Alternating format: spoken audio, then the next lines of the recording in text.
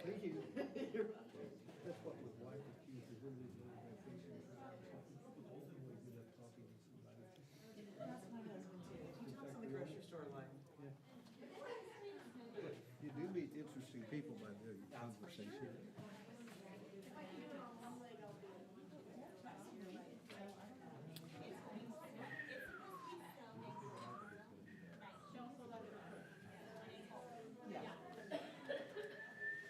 He texted me like half an hour ago. He was sending pictures from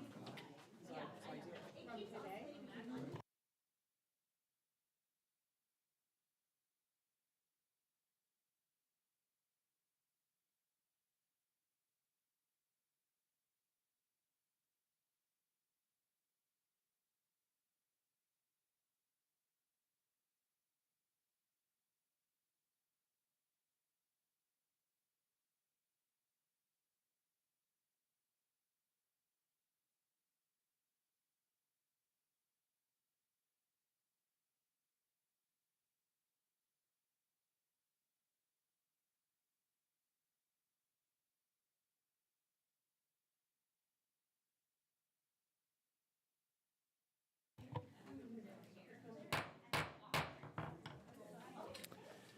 Good afternoon.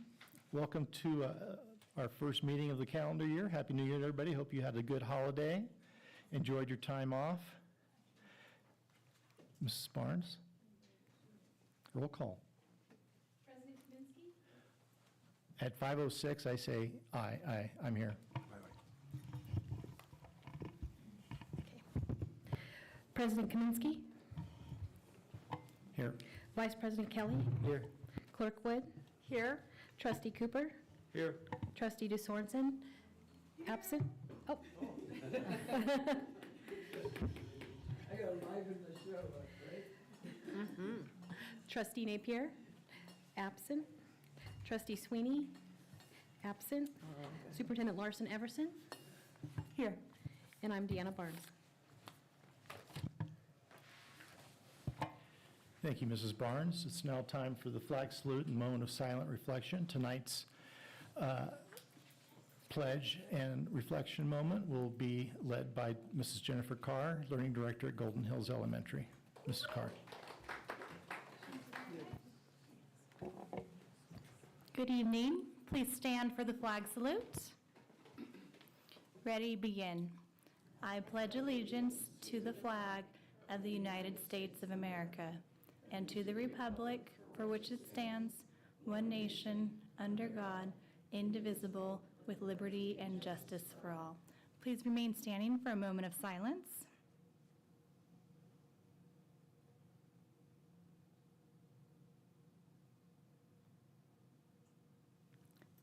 Thank you. You may be seated.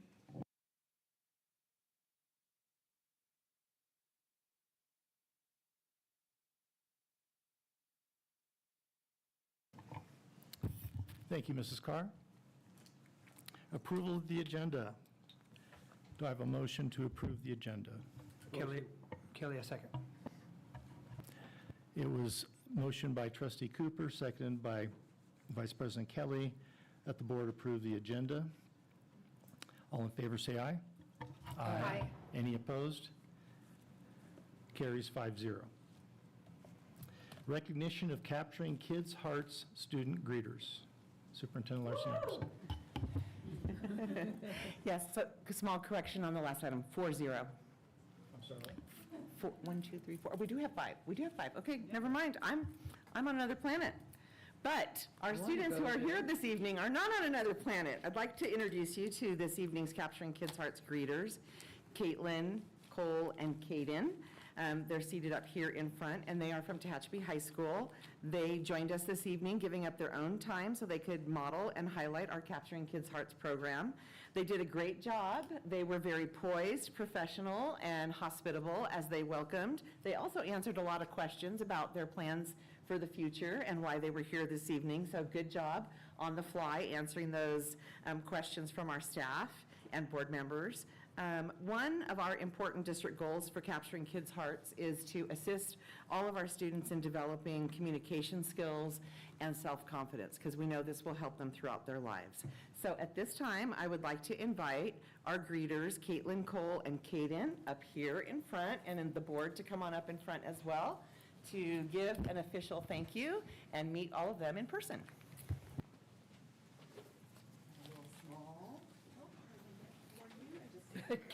Jab.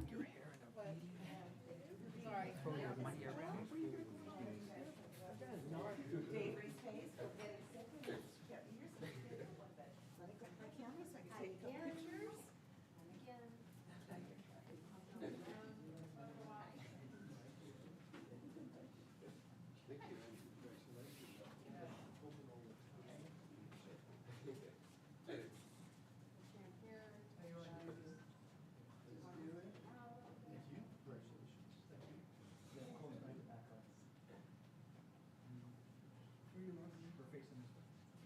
No, that's fine.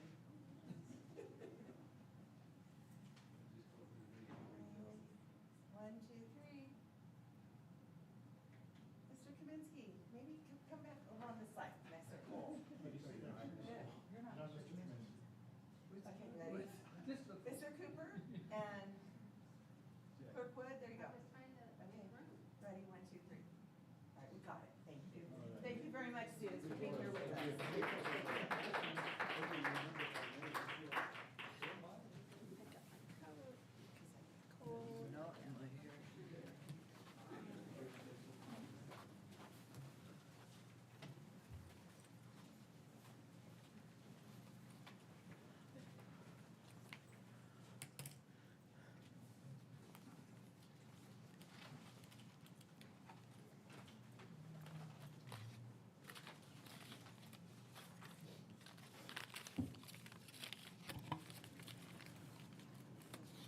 All right, thank you again, Ms. Libatique. Public comments for closed session. Members of the public will be given an opportunity to speak on closed session items at this time, on this closed session item. And that item is monitoring of student suspended expulsion under Education Code Section 48917, student case number 2023-2024, number 1. So we're adjourned at 5:12.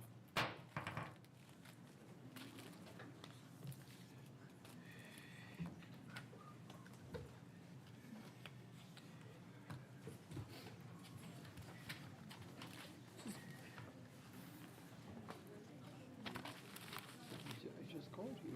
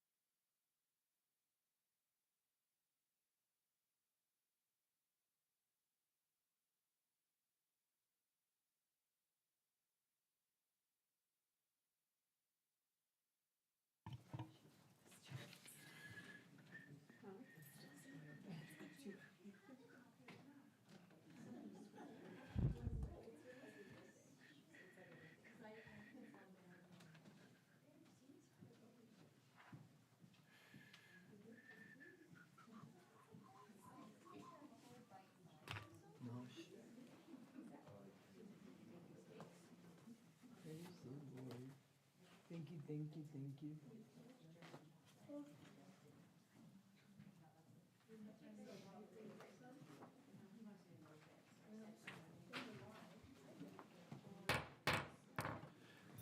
We are coming out from closed session, back into regular session at 5:32. And while it's not on the agenda, there's nothing to report out on the closed session item. So now we're on general function, superintendent update. Mrs. Larson Everson. Thank you, President Kaminsky. Good to see everybody. Happy New Year. Hooray, we're in 2024. Okay, I have a relatively brief superintendent update this evening. So you can go to the next slide, Mr. McKay. Just wanted to once again thank our CKH greeters from Tehachapi High School, Caitlin, Cole, and Caden. Last month, the pictures up there that you can see are from Jacobson Middle School. Those students did a great job as well, and it's really been a pleasure to have all of our students in the boardroom. We started off this new practice of having greeters with our elementary students, and then the last 2 months we've had our middle and high school students, and it's been a real pleasure getting to know them. So thank you again, even though they're not here, to our THS greeters. We enjoyed having them.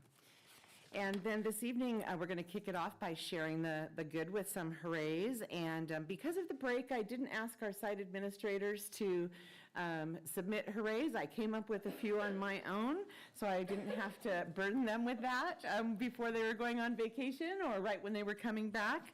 So I have a couple of hoorays to share this evening, and some of them obviously involve the site. So we'll start with, on Wednesday, December 20th, we celebrated the graduation of Proud Monroe students.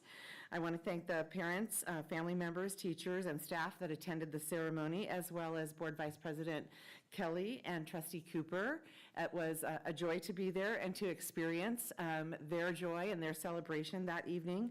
Mrs. Libatique and her team did a great job of organizing the event, and it's always just so heartwarming to see the supportive, special relationship that Mrs. Kavanek has with her students, the passion that she has for serving them, and what a big part of their hard work and success that she is. So hooray for our Monroe graduates. Hooray! Hooray. Good job. Going on to elementary music. As part of our district's new arts and music funding, we purchased new risers for all of our elementary school sites and the music program at each school site. And our very amazing elementary music teacher, Mrs. Sharon Nettles, is so delighted with the new risers. She was bursting and sending me short video clips of the students rehearsing on those risers. So I wanted to share just, it's probably about 10 seconds, a little clip of the kids all on the new risers. So, Mr. McKay?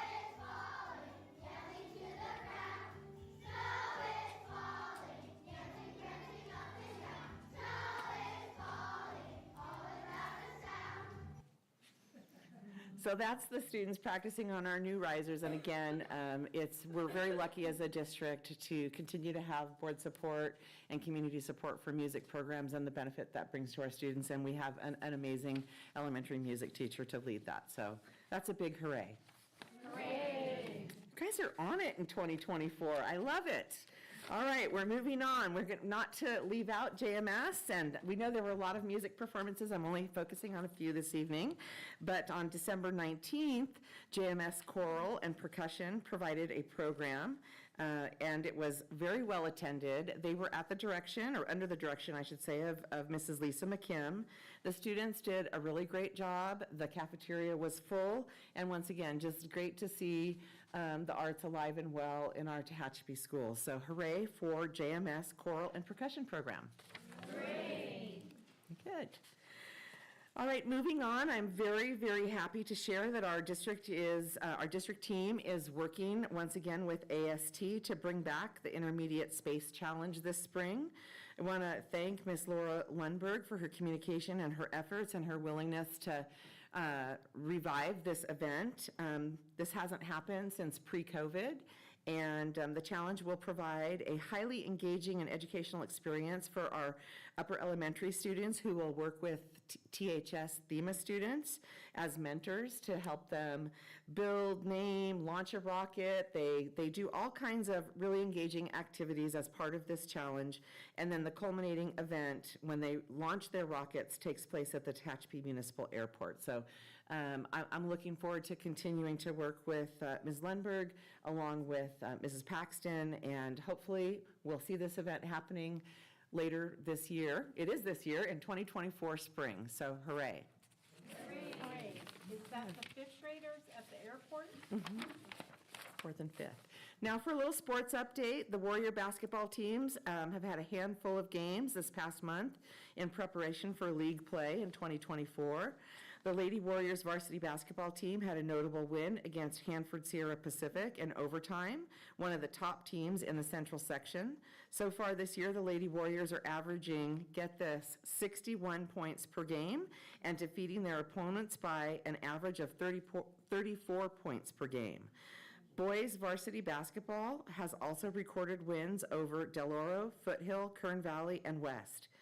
In soccer, the Lady Warriors varsity soccer squad is also off to a great start of their season, recently defeating Strathmore in a tournament 5-0.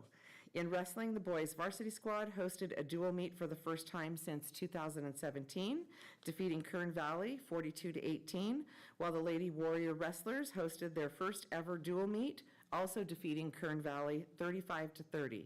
So we're really excited to find out how all of our Warrior athletes do in the South Yosemite Mountain League these next few months. And I think instead of hooray on this one, we should say, go Warriors. Go Warriors. All right. We're continuing our Capturing Kids' Hearts journey. You can see I have listed up there the theme for this month is respect, and we're characterizing respect as including being courteous, polite, as well as respecting yourself and avoiding self-criticism. I have a couple of samples, might be a little bit tough to see out in the audience, but hopefully you guys can see it on your laptops there, of ways that we can have conversations with our students, with our own children about what respect means, talking about what are some typical ways that we show respect within our culture. Things like, I think giving students examples is very helpful for them, like taking your hat off in certain situations, holding a door open, standing, applauding at appropriate times. Like these are ways that within our culture we share respect. Also talking about what does respect look like and how does it feel when someone is talking to us. We can show respect by looking at them when they're speaking, paying attention to what they're saying, giving students tangible examples. And then finally, talking about the opposite. If we're talking about what's respectful, what is disrespectful? Giving them some tangible examples of that too. For example, when someone's speaking to you, to roll your eyes, or to turn your back to them while they're talking to you, or stepping into someone's space, or stepping away while they're trying to speak, or not saying excuse me, or pardon me, or I'm sorry if you step on them or bump into them. That these are, again, tangible examples of how we would characterize disrespect or how we can show respect. So these are important things for us to communicate and talk with our students about on a regular basis, and it's all part of our Capturing Kids' Hearts program that we're very committed to. 4 very specific elements. We're committed to all of Capturing Kids' Hearts, but we're really, truly committed to 100% implementation and reaching that 100% level with greeting students and staff daily at the door, inviting students and staff to share good things like we do here in the boardroom, ending and sending our students at the end of a class period or at the end of the day with an inspiring launch, and building a social contract intentionally within the classroom so students have a voice in the rules of that classroom and saying how they want to be treated and how they expect to treat each other and the teacher. I also want to thank our dedicated staff for their continued efforts. It sounds like it's very simple to do Capturing Kids' Hearts, but it's not. It takes a lot of focus and effort and intentionality, and I'm really grateful for the effort that our administrative team and our teachers have put into implementation. You'll see a little photo I included up there that is from December.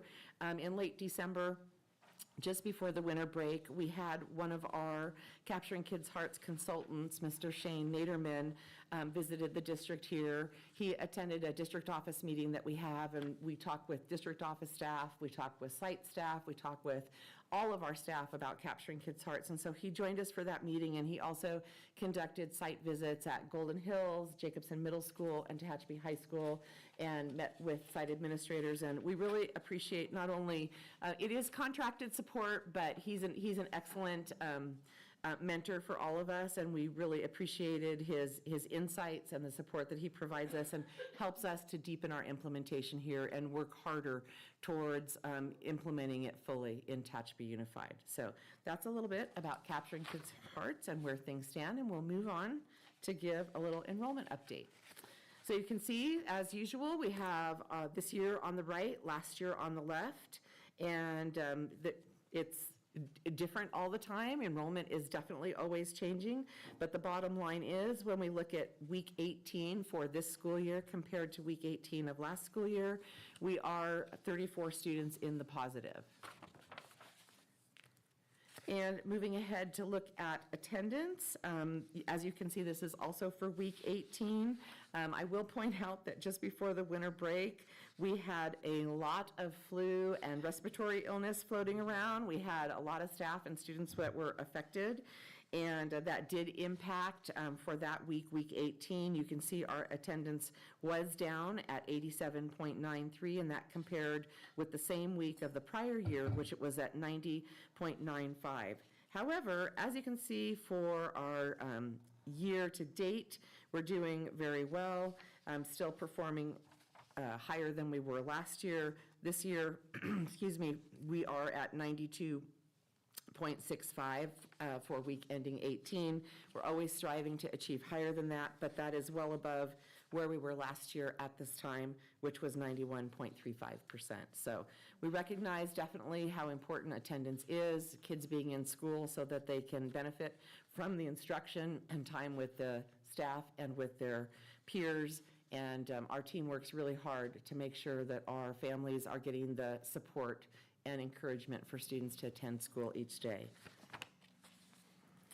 Finally, Sipping with the Soup, our first session for 2024 was just this morning over at Conan's. We had a nice turnout of different people. The picture on the left is actually from December, and then the two pictures on the right are from this morning.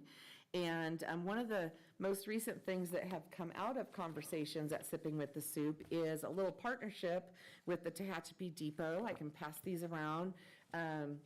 Representatives from the depot have been attending over the last couple of months. We have students that attend field trips over at the depot to learn about trains, and I'm passing these around just for you to look at. And you can see through our partnership, if you look on the back, we are using the back side of this to give a little bit of information about our school district. I don't have more. I only have a few that he provided to me, but these are just for you to see that it's nice, the types of solutions, ideas, things that come out of Sipping with the Soup. It's innovation that happens right here over at Conan's. So I hope everybody will join us for the next session, which will be February 6th. And I do want to thank those trustees that joined me this morning, Vice President Kelly, Trustee DeSorensen, Clerk Wood, and many of you come regularly, and I really appreciate the company, and I think our community appreciates the opportunity to speak not only with me, but with you as well. So encourage everybody to attend. And of course, there's coffee and pastries. What could be better? And it's nice and warm in there this time of year. All right, moving on to our boardroom bulletin boards. Our beautiful boards were decorated this month by Tehachapi High School, and Mrs. Lebatique is going to share some information about what's happening at THS. Hello. Thank you for having us and for being so welcoming to my students earlier today. Last year when I came, we had just got our CTE coordinator, and so I spent a lot of time reviewing CTE. And so you'll see a lot of their work highlighted on the bulletin board, as well as our arts, which are being heavily funded right now due to those grants. But I wanted to kind of share with you, I didn't want to be redundant, so I wanted to share with you things that we haven't shared already this year. So if you do mind going to the next slide. So new to us this year is having intervention classes. So we have two different models, and it's really due to credentialing. So in our English class, we have a 2-period block. We have a full-time credentialed English teacher who's providing that intervention. And so she has 10th grader, she has a period of 10th grade English and then a period of 10th grade intervention. She has a period of 9th grade English and a period of 9th grade intervention. So she's keeping those same kids in a double block. The students were selected intentionally. And then she also, for our upper grade students, we do credit recovery because at that point, that's the intervention that we need. And then for our math, so the credentialing is a little different, and it's a part-time teacher. So she's pushing into our Algebra Essentials classes. And then we've, again, hand-selected students out of those classes to go into an intervention period with her. Additionally, we have 3 sections of credit recovery. And we did just highlight our Monroe graduation, but we did just graduate 21 students from Monroe this first semester. So, and then also new to us is Pump It Up time for core subjects. So we did have some Pump It Up time, but now we're able to have Pump It Up for English, math, social studies, and science. So far, we have worked on aligning all the grading practices per course. We've done a standards review with course progression. We have common assessments that we're developing. We're still in the works. And then, a new age problem of plagiarism policies directly in line with AI. So we've actually spent a lot of time talking about AI and plagiarism and things that we can do to combat, and not just combat, but also teach what does it mean when you copy everything from ChatGPT. For example, not to name names. Next slide, please. So we also have some new courses. So we offered Cerro Coso dual enrollment English course, and we brought it to board last year. We talked about it, and we were able to offer 4 sections this year. That is going pretty amazingly well. And then we have 4 English teachers who are getting their master's in English. And so we actually started meeting today with Cerro Coso to look at what other offerings we could do. We talked about speech because that's part of the IGETC, which is a lot of initials for classes that you can transfer from a community college to a 4-year university. So we're looking at other possibilities. And then there are course approvals requested for agriculture and for sports analytics. So we are looking at offering those new courses next year. And then Warrior Pantry, this is a labor of love for a few of my teachers. Looking at, we have students that are just, we all know, we were talking about it while you guys were in closed session, the cost of food and just how much it costs to live right now. So we are fortunate in California that we're providing free breakfast and lunch, and that's wonderful. But then what happens? And if you've ever had a teenager at home, they eat everything, right? So a group of our teachers got together and they started providing staples for students, so the students can come in after school a couple days a week and pick up, some bread and some peanut butter and jelly, or some mac and cheese boxes, things like that. And they're serving about 100 students every Wednesday and Friday. So on Friday, the students get enough food to take home. So they have like Friday night, Saturday, 3 meals, Sunday, 3 meals, and then they can come back to school on Monday. And so that has been a real passion project. And it is just, that's a picture of it. I'm not a photographer, but I should have asked Mrs. Carr to have her students take a picture, so it would have looked better, but that's what our pantry looks like currently, and that's after a little bit of depleting. And then next slide, please. Technology upgrades. So very excited that over the break, we received new lines with speakers and microphones and these document cameras that's name I can't remember. But a huge thank you to the tech department because this has been a lot of conversation. But I just have two special stories to share, and I'm going to try not to cry. So we got them yesterday, right? So these went up over break. You know, kids didn't really know what they were coming. I mean, when you say, oh, we're getting new lines, and the kids are like, okay, what does that mean, right? So in two of our mod severe classes, we just had these such special things happen. So in one of our classes, we have a student who's been nonverbal all year. He will not answer any questions verbally, right? He'll nod, he'll point. He can talk, but he won't talk at school. They bring him the microphone yesterday, right? So they're doing the talk circle, you know, what'd you have for dinner? And he picks up that microphone and goes, pizza, okay? And we haven't heard a word all school year. Okay, it was amazing. And then in the room right behind it, and so we also have a student, and he just really has not been engaged in the lessons, right? It's a real struggle for him, like with his coordination, and so he's always doing things kind of like at his own pace. Well, the new lines are touchscreen.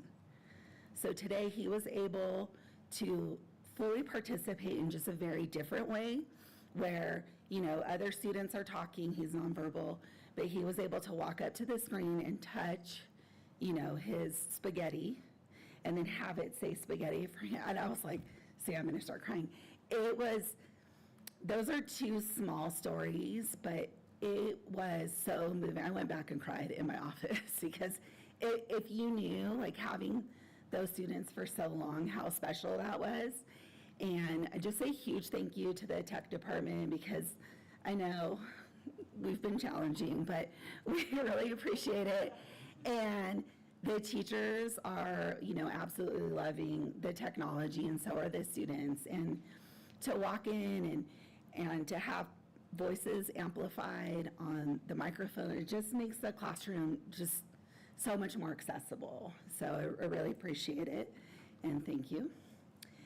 And then last but certainly not least, the work that we have on our bulletin board. So we have really featured, you know, even though it's CTE and VAPA, it's everything that would fall under VAPA in our A through G. So we have AP two-dimensional design projects, ceramics projects. The ceramics class, beautiful. They made the most beautiful projects. Our digital photography classes, graphic design, woodworking, and not bulleted there because I made an error. But also you'll see some work from our beginning guitar class.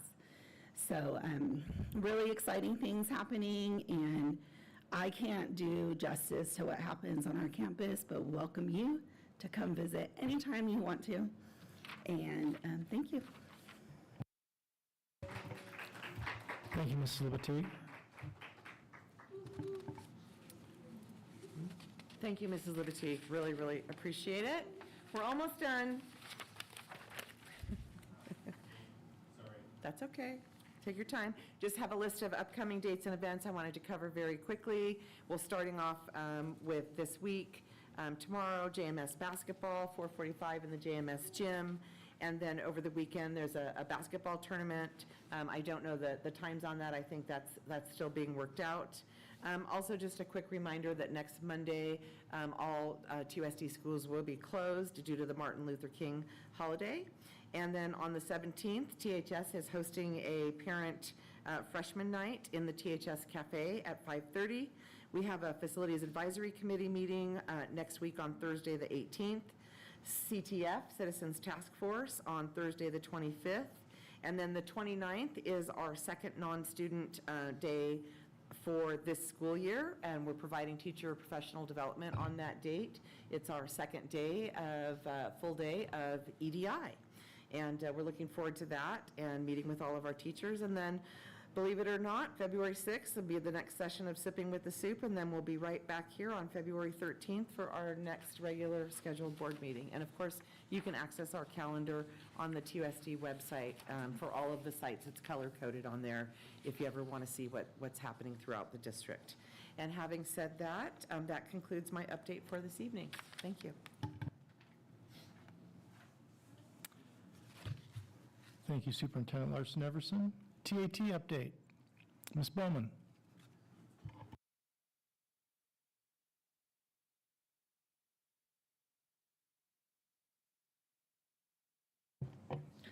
Good evening, President Kaminsky, members of the school board, Superintendent Larson Everson, and members of the public. I'm Val Bowman. I'm president of the Tehachapi Association of Teachers.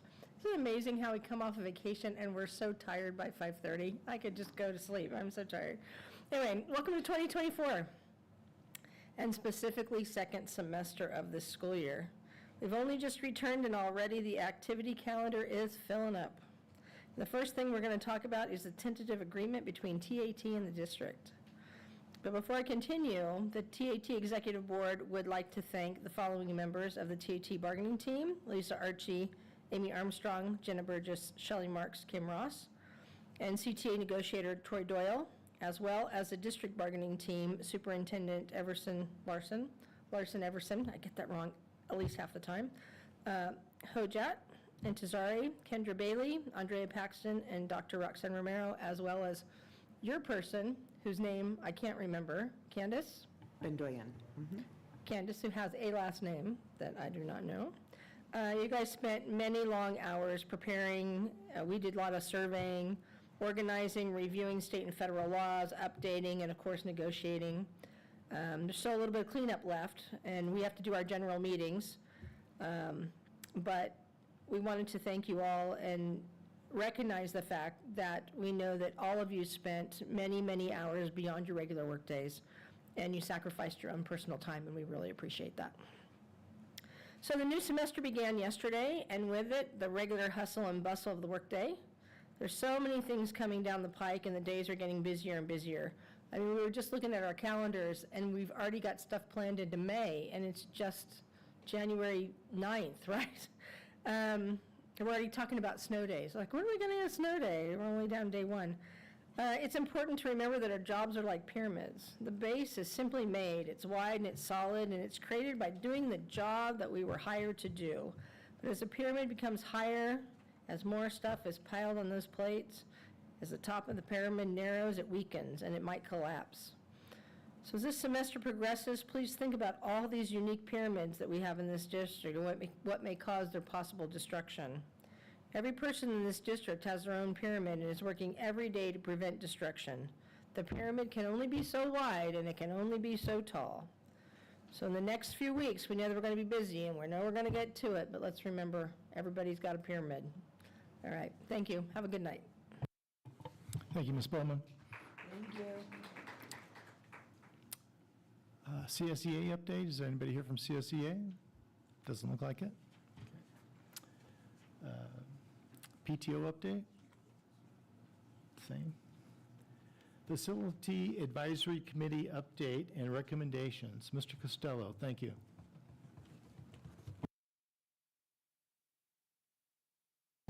All right, good evening. I want to start by thanking the board on behalf of the entire Facility Advisory Committee for allowing us the opportunity to sit on this committee and learn more about our facilities and operations within the school district. Apologies first for not getting something to the board sooner. This committee started late last school year, had a summer hiatus, then the tropical storm, which all kind of impacted our campus facilities, the information we received regarding summer projects, storm cleanup, damage and recovery, et cetera. But what we have done, we've spent the last several months understanding what we have as a district, what we have to work with, and more importantly now, how we weave that all together into where we go from here. I believe the last several months were definitely informative, and as you can see later in your agenda, productive as we bring an item for a vote tonight. We spent the last months reviewing the inventory of our school facilities. This is maintenance schedules for classrooms, capital projects, improvements, and other important details. Now we're looking into the future, so to seek more input from teachers, administrators, and members of the public, a few of which attended our meetings, but as the superintendent pointed out, meeting next Thursday, and happy to have folks come in and chat with us. In the world of public facilities, there's definitely a process, and there needs to, most importantly, be a plan. Plans come and go. Sometimes they're followed, sometimes they're not. Most of the time, it's a mix of the two. Whether the goal of that plan relies on public or private funding or a mix of the two, it's necessary to understand the desires of the district and the community, and most importantly, have a ballpark price tag for taking them down one at a time or an all-in-one funding push. This school district and community cannot move forward without providing a better educational, athletic, and performing arts facilities for our students and our community without that plan. The plan's the item you'll see later in the agenda. So following months of meetings and input from members of the community, our committee represents all different interests from every campus, every walk of life, expertise, professional expertise as well. We've been able to review the previous facilities master plan, something of which were accomplished in the last decade or so since its completion, and others that are either still waiting to be finished or might need an update for either functionality or a better understanding of costs in today's dollars. As we know, it's not become cheaper to build public facilities in the state of California. That price has only gone up.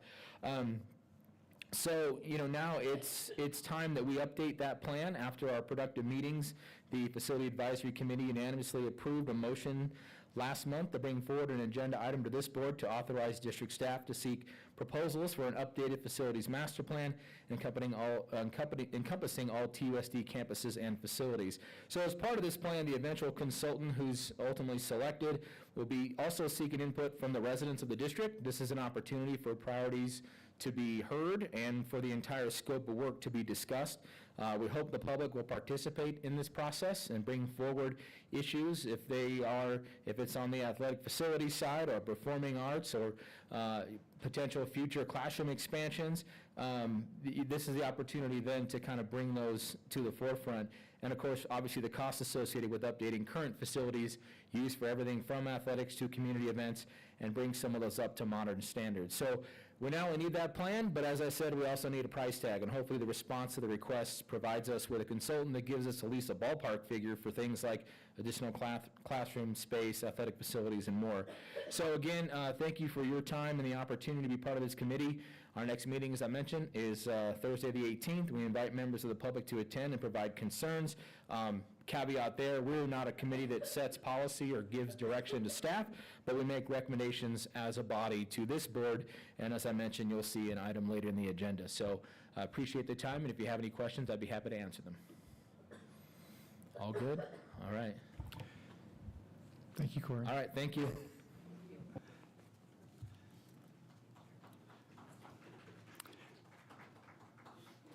Next item is board communications. Well, I saw myself a lot on there, so thank you, Superintendent, for taking pictures of me. I appreciate that. Don't necessarily like it, but I appreciate it. Other than all the other things that happened before the break, I actually saw the solar panels get delivered to Cummings Valley yesterday. So that one has started. That's all I got. Vice President Kelly and I visited Tompkins, I think it was the 15th of December, and I want to thank Vice Principal Christina Andrade for being a great hostess. As her boss, Mrs. Ray, and Learning Director, Mrs. Fiskus, were both sick. And we went outside for the flag ceremony, and the wind was about 30 miles an hour. Yeah. Jars of candy were getting blown over, and yeah.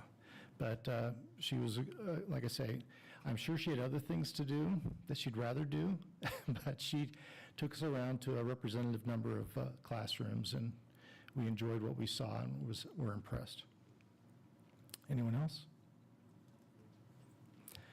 Oh, I'll put go in ahead. 2 cents. I Trustee Cooper. attended the Monroe graduation after the last board meeting sometime in December.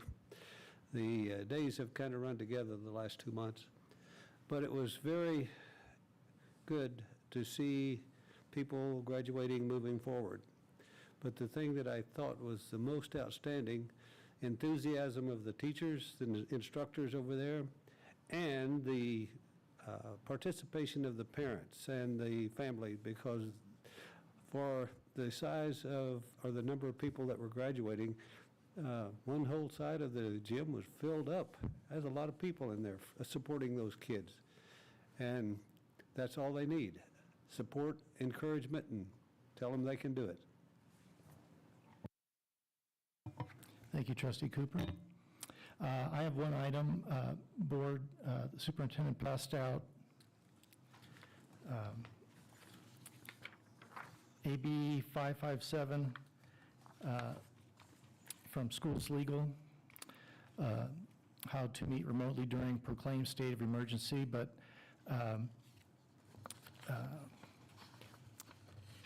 back in November, my wife found out she has a major health concern, and I thought many times about not attending tonight. And there'll be another date, the March 12th meeting. I may have to do that remotely. And in the back of this handout, there is a checklist. Option 3, AB 2449, hardship declared by individual member.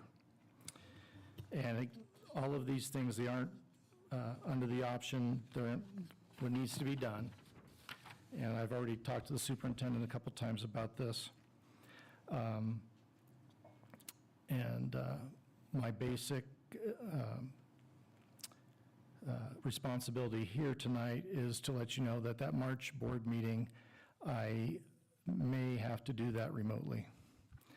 And one thing, I was concerned, I was glad to see Trustee Sorensen come in right at 5, because I don't count, whoever's remote does not count toward the quorum, having a quorum. So if that had happened tonight and I was doing it remotely and Trustee Sorensen hadn't stepped in, we wouldn't have been able to vote. Yes, we could have had a meeting, but not a vote, any vote. So, and you can read in there, there's, I can't do it every meeting. I don't want to do it once, but it's important I'm there for my wife. So, my duty is to inform you, and I have.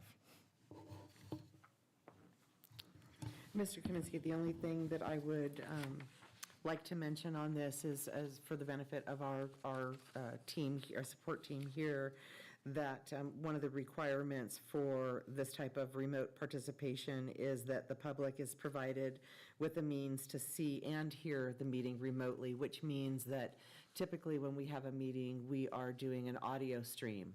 But back in the days of old, like during the pandemic, we did a lot of Zooming. And so in that instance where you would, the meeting would be also provided through Zoom so that the public would have that audio and visual. And then any board member that participates through implementation of the guidelines that are described here needs to be participating both visually and auditorily. So that means cameras on, because back, again, in the pandemic, we had a lot of participation that was happening where people were not visible, and it's well stated within the guidelines here that has to be the case. So I just want to make sure that Mr. McKay and his team are ready to Zoom again as needed. So thank you for the heads up, and appreciate that. And thank you. And did you mention roll call votes for Mrs.? I didn't mention, but Mrs. Barnes has stepped into her role and is doing an amazing job and is keeping track of all of these memos that are issued from Schools Legal, and we talked about it at length, so she's well prepared as well. Thank you. Item 8, consent agenda.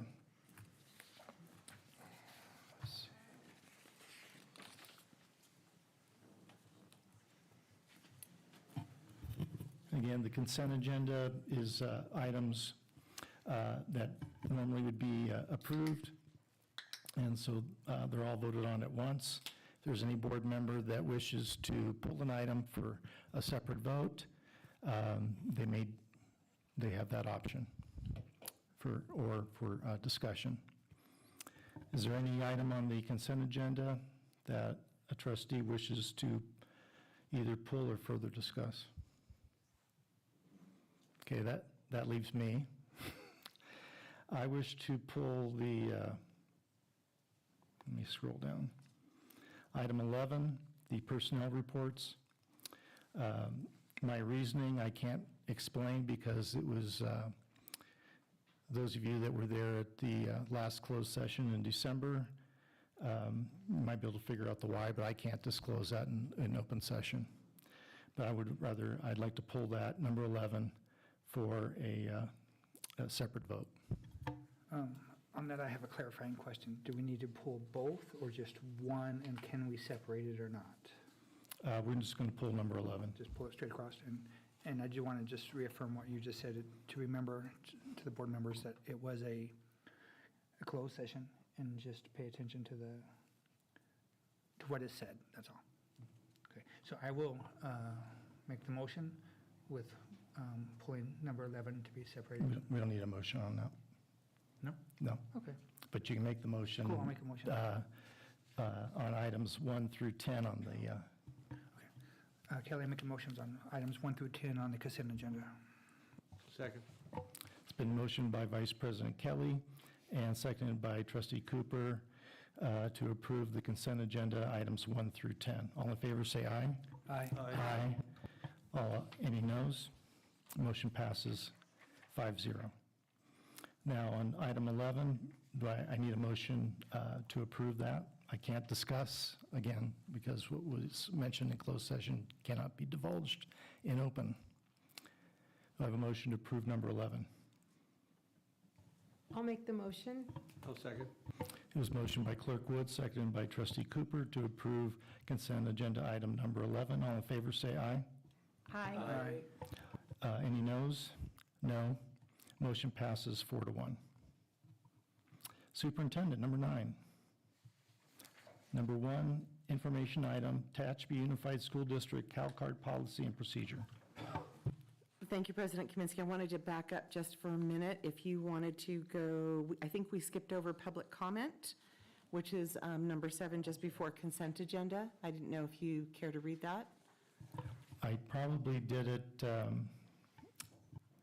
subconsciously because there's no yellow sheets here. Anyway, so let's go back to number 7. Do I have are there any public comments? Okay. Seeing none, we'll go now to superintendent function. Thank you. Sorry about that. I wanted to make sure that we have that on the record, that we are soliciting our public comments. Okay. So our first information item this evening is in response to the board's request for information about our CalCard policies. So Mr. Ansari is prepared a presentation for you this evening to provide exactly that. So Mr. Ansari. Thank you very much, Superintendent. Thank you to the board. So yes, there was a question or comment about tightening up procedures, so we wanted to share at least what the existing procedures are, as well as share what we found in reviewing our procedures, as well as soliciting some feedback. Can I interrupt you for just a second? Trustee Sweeney's here. We're glad to see her. It's 6:16. She had notified us beforehand. I appreciate that. Okay. Thank you very much. So the presentation, we're just going to introduce you to the CalCard program and provide an overview, define how we provide expenditure control and monitoring, how we report and how we provide transparency regarding any spending through the CalCard program, the benefits of using the CalCard program, as well as just see if there are any questions or solicit feedback. Next slide, please. So the CalCard program. So it's a program through the Department of General Services. It's specific for California public agencies. So Essentially, anytime a government agency is going to use some type of product that we know that we're all going to use, like an example is copiers, right? Our copier agreement is through the Department of General Services because they know every single public agency is going to need one, so they form a master contract, and we're all allowed to essentially piggyback off of it. Same thing with the credit card. We go through the CalCard program. Our friends here across the street at City Hall participate in the CalCard program, and it's essentially a form of credit utilizing Visa through U.S. Bank in order for us to have flexible spending. You know, living in 2024 now, a lot of spending is done over the internet, through credit, and when times start to get tough, there's less vendors willing to accept the purchase order, which just for those not familiar, it's essentially like a mini contract. It's just an order, a form that says, we promise to pay X amount of dollars for if you do this, but they have to do it first. And there are a lot of vendors that don't want to do that because that's a lot of capital from them. Doing business with the government is great because we pay, but it does take some time, so some vendors kind of take that trade-off. So in utilizing the CalCard program, it provides flexibility to some of our supervisors and above that are responsible for procurement for their specific school site or department. Next slide. So it's pretty simple, and we've broken it down here to just 4 steps. First of all, we have CalCard holders. So as I mentioned, certain positions of authority here at the district are issued a CalCard, regardless of who they are, just depending on your position. We do have some administrators that say, I don't want it, I don't need it, and so they're not issued one, but then somehow, some way, they almost end up needing one. So we issue the credit cards, and that is all tracked through the Business Services Department. Once the month spending is complete, it's mid-month. So around the middle of the month, we receive the statement here in Business Services. I review the statement for all account holders, just making sure that there isn't anything suspicious or that's not supposed to be there. Research some vendors that I might not be familiar with just to get an idea. Look at the amount of spending, and just to make sure that they're appropriate overall.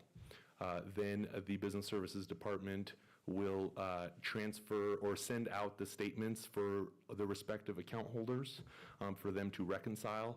So it's a 2-step process. Number 1, they provide what accounts are going to be charged from their budget and how much, which needs to reconcile back to the statement. And then the second is an itemized log, which details what they purchased, in order for us to have an understanding and make sure that it matches up with what was going on. I recently was I wouldn't say victim of a credit card fraud, but someone about 2 months ago tried to use my CalCard to rent a car in Japan. Just things happen, but kind of the benefit.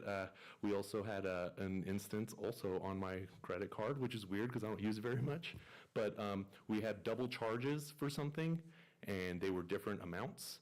And so, typically when you're double charged, it's the exact same thing, so it's a little easier to get through, but we were able to kind of verify. And so the district's actual finances were never touched, right? All of this is just handled through the credit card statement, just like in your own personal lives. So once the managers are responsible for reconciling, they submit back to the Business Services Department, where we will then look at the supporting documentation, right? If you're at a restaurant, we ask for itemized receipts. If you stay at a hotel, we ask for the supporting documentation. Typically, whenever there's a travel and conference, there's an approval process before that, so we're already aware that someone was supposed to go somewhere. So if there's a hotel but no travel and conference approval form, immediate red flag. I would say our district is pretty good. We don't have a lot of issues or, suspicious expenses or anything like that, but things do happen. So once we are able to verify all of the expenses on the respective statements, then we transfer the expenses to their respective budgets. So we pay the statement up front to avoid any late fees. That was something that had come up probably like my first or second board meeting ever. And so, so it's the original process was that to go through the reconciliation process, and once that's complete, then we pay the bill. And that process just took too long. So now Business Services reviews the statement, pays the statement off, and then we transfer the expenses, and so it just nets to zero. So this has been working for us so far, and we'll share a little bit more about why we use the CalCard. Next slide, please. All right, so before that, just to touch on board policy, board policy is pretty silent on the terms of like using credit, but there are some specific items regarding expenditures and purchases. The board, this is quoting directly, that the board prioritizes responsible spending, requiring competitive bids, and regular expense reviews, emphasizing cost effectiveness, upholding legal and ethical standards. So their board policy 3314 also touches on payments for goods and services, safeguard school resources through internal controls. So that example of the process is an administrator reviewing their statement. The internal control is business reconciling, looking to make sure that the documentation, what was purchased, that it's within the allowable parameters for our funds. Payments, while also emphasizing prompt payment for potential discounts and minimize fees incurred. That's why we transferred to paying off the statement first. And there have been a couple instances where, like I said, some people don't like dealing with government agencies because of the purchase order. And so there was a particular vendor that we had a big purchase for, and on the website they had 50% off. And so we asked about it, and they said, oh, no, not to you, not for purchase orders. So we just whipped out 1 or 2 CalCards. I think we had to split it. And we were able to purchase really high quality emergency supplies for all of our classrooms and able to save almost $10,000 through that process. And so is that the ideal purpose of the CalCard? Not necessarily, but does it align with the board's policy regarding using our assets or prompt payment, potential discounts, minimizing fees, internal controls? Yes. So we try to minimize the use of the CalCard, and we'll talk a little bit more about how we might do that a little on the next slide. So monitoring, reporting, transparency, really wanted to just share that the documentation process where we collect is really the monitoring. And you guys wouldn't deal with the business department, but the person I have overseeing this is a watchdog. She will look at the time that you went to dinner. She'll look at the menu on the website. She'll compare the amounts. She wants itemized receipts, and she won't stop until she gets it. And so, I just really proud of our department and how they really emphasize the importance of documentation. That's kind of how I was taught working in this industry. I have a gift from my staff that says, but did you document it, framed on my desk? Because that's typically the question, and if you didn't document it, it didn't happen.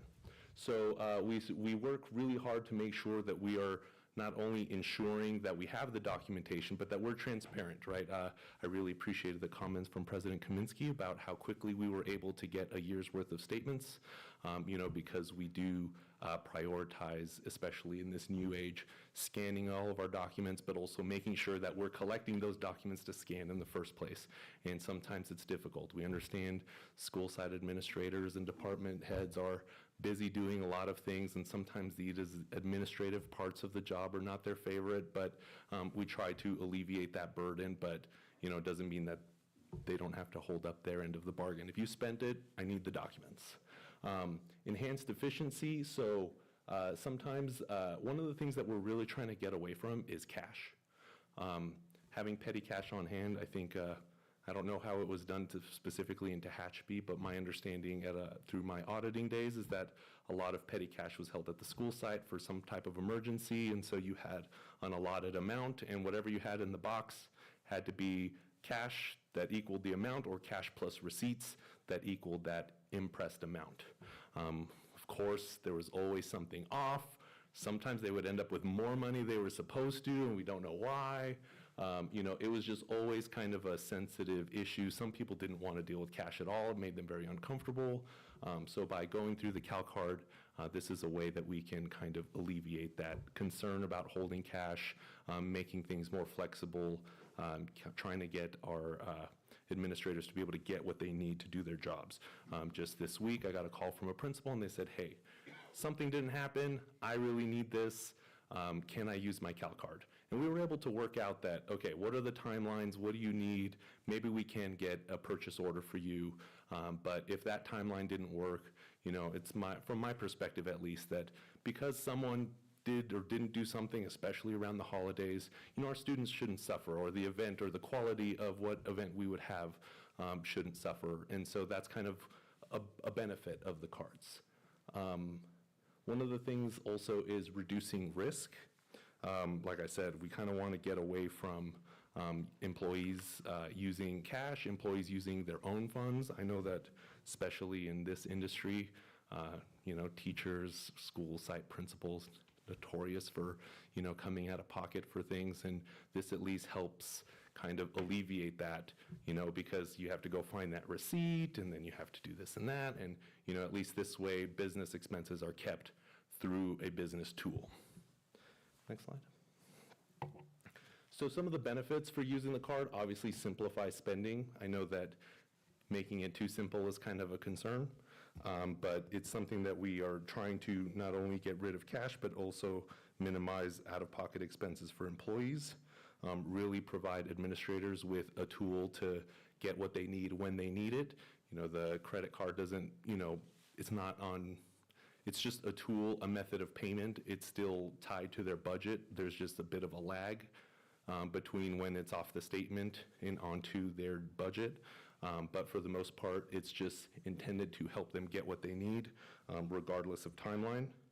And then there are enhanced controls and security, as I mentioned, you know, because of these business expenses. If I was using a out-of-pocket, like my own credit card or my own debit card, right, I would have been out money from a double charge. I could have been renting a car in Japan.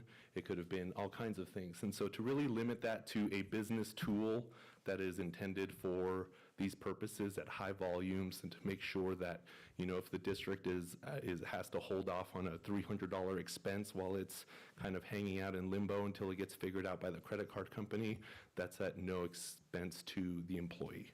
And so that's kind of a benefit. There is a small benefit we do as part of the purchasing power of utilizing all of the government agencies in California. The benefit is a rebate of about 1.5% that we get back quarterly just for our spending. It's not really a amount compared to our, like a significant amount compared to our total budget, but it is something that there is some type of benefit to using the card. I tried finding really hard what our interest rate would be, and I'm having a really tough time finding it, but because of our payment, we pay in 31 days. We're allotted 45 days payment terms.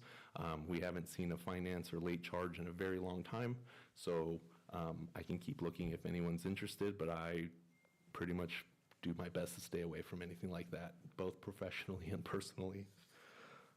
Any questions so far? No. No? You got me. Okay, next slide, please. So common uses. So if I really had to boil it down to three things of what we use the cart for, food, travel, and supplies. Food being whether it's for meetings or whether it's for holding events, you know, nothing brings the people like food, right? So we try our best to make sure to make it an engaging and hospitable environment, and it's just something that is kind of a culture that I think has really resulted in more engagement with our community.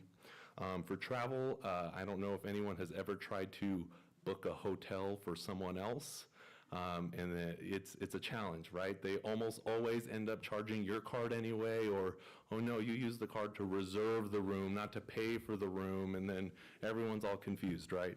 And so we utilize the business department, specifically our CalCard, for trying our best to reserve for our administrators or our other school site departments, staff, anyone going to some type of training. We're finding more and more that conferences, even conferences geared towards school districts, are not accepting purchase orders sometimes, which is kind of frustrating, and so we're required to use this tool, but it really kind of speeds up the process. For supplies, a lot of times it's emergencies. Mr. McKay and I were talking about, you know, I just asked him what was the last emergency you can remember with your CalCard, and there was was it a server that went, no, not a server, what went down? One of our network switches. A network switch. I don't know what a network switch does, but that sounds important.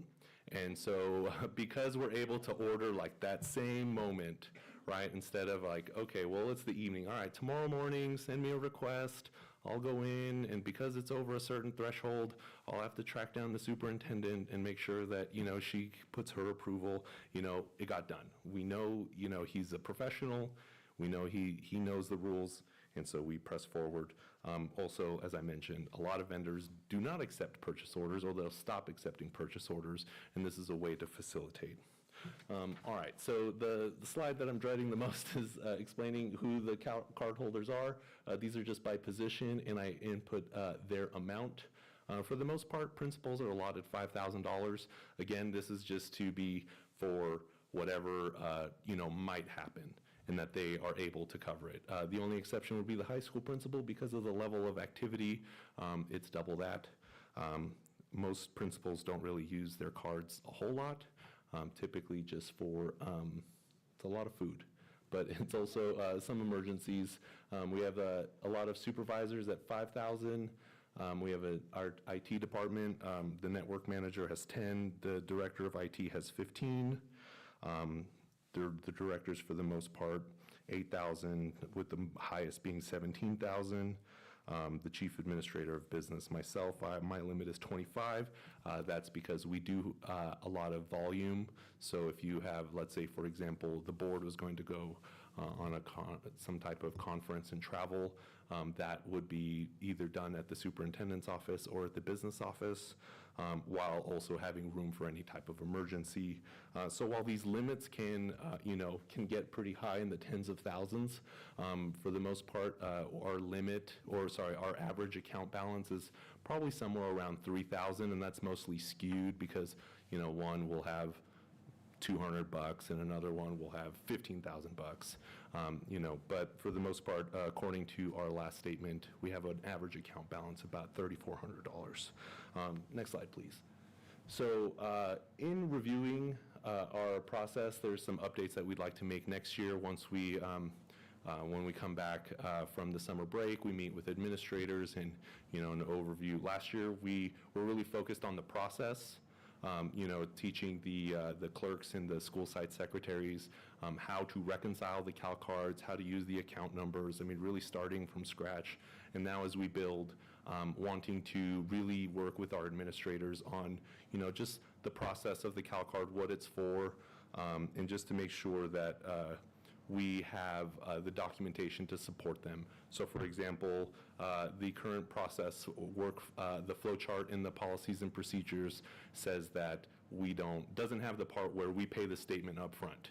It says the payment on the statement is at the end, right? So that's a process that has changed. It's not super material, but it's not documented there, and so something to update. Another thing in kind of just the feedback and from the conversation with President Kaminsky, wanting to, as well as the superintendent, was actually your idea, was really providing guidance for things like meals, right? Okay, so thank you for the receipt that said you had a meal, but what was it for? What was, justify the purpose, right? And so in order to kind of lay out what the expectations would be, you know, we don't have an issue with someone, you know, purchasing a meal, but as long as it's part of district business, justifiable, and well documented. Another thing, in really thinking about the process and kind of talking to other administrators was business services really needs to look in the mirror, and we need to improve our purchasing process. So, you know, getting a requisition approved into a purchase order can take some time. It depends on the amount, it depends on what type of money you're spending, you know, when the person's able to review it, if we have any questions, did you attach proper documentation, does it all match up, does that account have money, do I need to find somewhere else?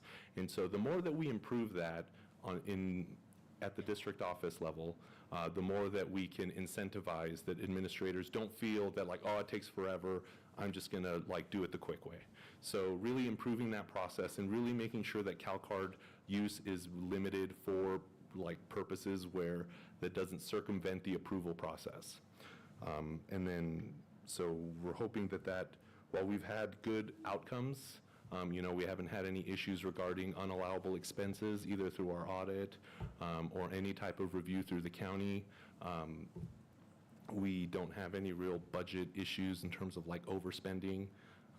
So we're just continuing to try to work on our internal processes to just not make them a burden to our administrators. So we're always looking to do better, so we're certainly open to any feedback regarding the process, anything that the board would like to see or know that is being implemented to make sure that everyone's comfortable with the way the district office is spending its resources. That's it. Thank you, Mr. Intezari. I have a couple comments. First, I want everybody to know that I did have, after looking at 12 months of CalCard statements, I needed a stronger pair of reading glasses. But I did have some questions and concerns, and one to the superintendent and the rest to Mr. Intezari, and they were explained fully, totally understood once I heard the explanation. I will make a comment on the food. You touched on it. It's my personal belief that somebody has a staff meeting, any kind of meeting, and they want food, fine, that's reasonable. You want people to come and pay attention. But if there's times where an administrator buys pizza for the staff just because they did a great job, likes their effort, technically that's not from the administrator, it's from the board, because the board, in the end, pays for that CalCard payment, or the district does. So it's my personal belief that in those cases, just to show gratitude, that really should be from the administrator, and they should pay for it. There's administrators that do that. I'll see if, I know Mr. Gilbert holds a barbecue at the end of the year, and it comes out of his pocket. He's done that for every year he's been here. I believe it's monthly. Monthly? Yeah, because yeah. You guys go to it. So, anyway, that's, any input from the board, anybody else? I can say that I saw the limits there, and most of the bills, correct me if I'm wrong, they seem like they're around $40,000 to $50,000 a month. They have been around Right. 40, 44, 45, yes. But, I mean, between the superintendent and yourself, it's less than what you are authorized to charge, so in the end, it's quite small. And I know a lot of, there's a lot of minor items that maybe principal, oh my gosh, we didn't get something to eat for the ELAC meeting tonight, and has to run to pizza place and get pizzas or whatever. Or someone in the office runs out of a supply, and they've got to run down. Very common. Anyway, thank you very much.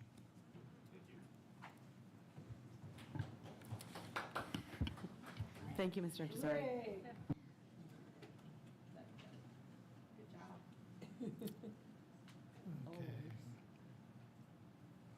Okay, second item on this column, information item, Tehachapi Unified School District Technology Update. Thank you, Mr. Kaminsky. And Mr. McKay. And Mr. McKay is going to work his way up. Instead of being behind the screen, he's going to be in front of the podium, and he is, I've asked him to prepare a brief but informational update for you this evening on all things technology here in TUSD, because his team has been working incredibly hard, starting with this summer all the way through the school year. We have made leaps and bounds of progress in the area of technology here throughout the district. And Mr. McKay, please fill everybody in.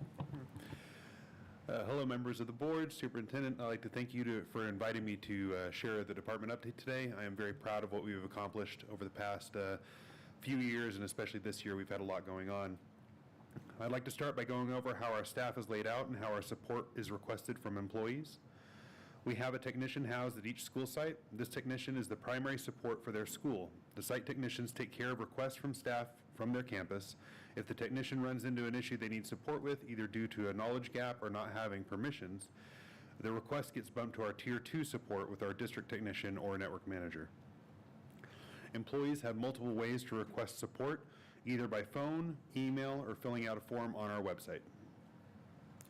I'd like to shift focus to our security measures and the tools we use to keep our district safe. These are some of the industry-leading companies we work with. Malwarebytes is the antivirus we use across the district. We chose it due to its lightweight footprint, meaning that it barely impacts computer performance, as well as its proven track record in stopping both viruses and malware.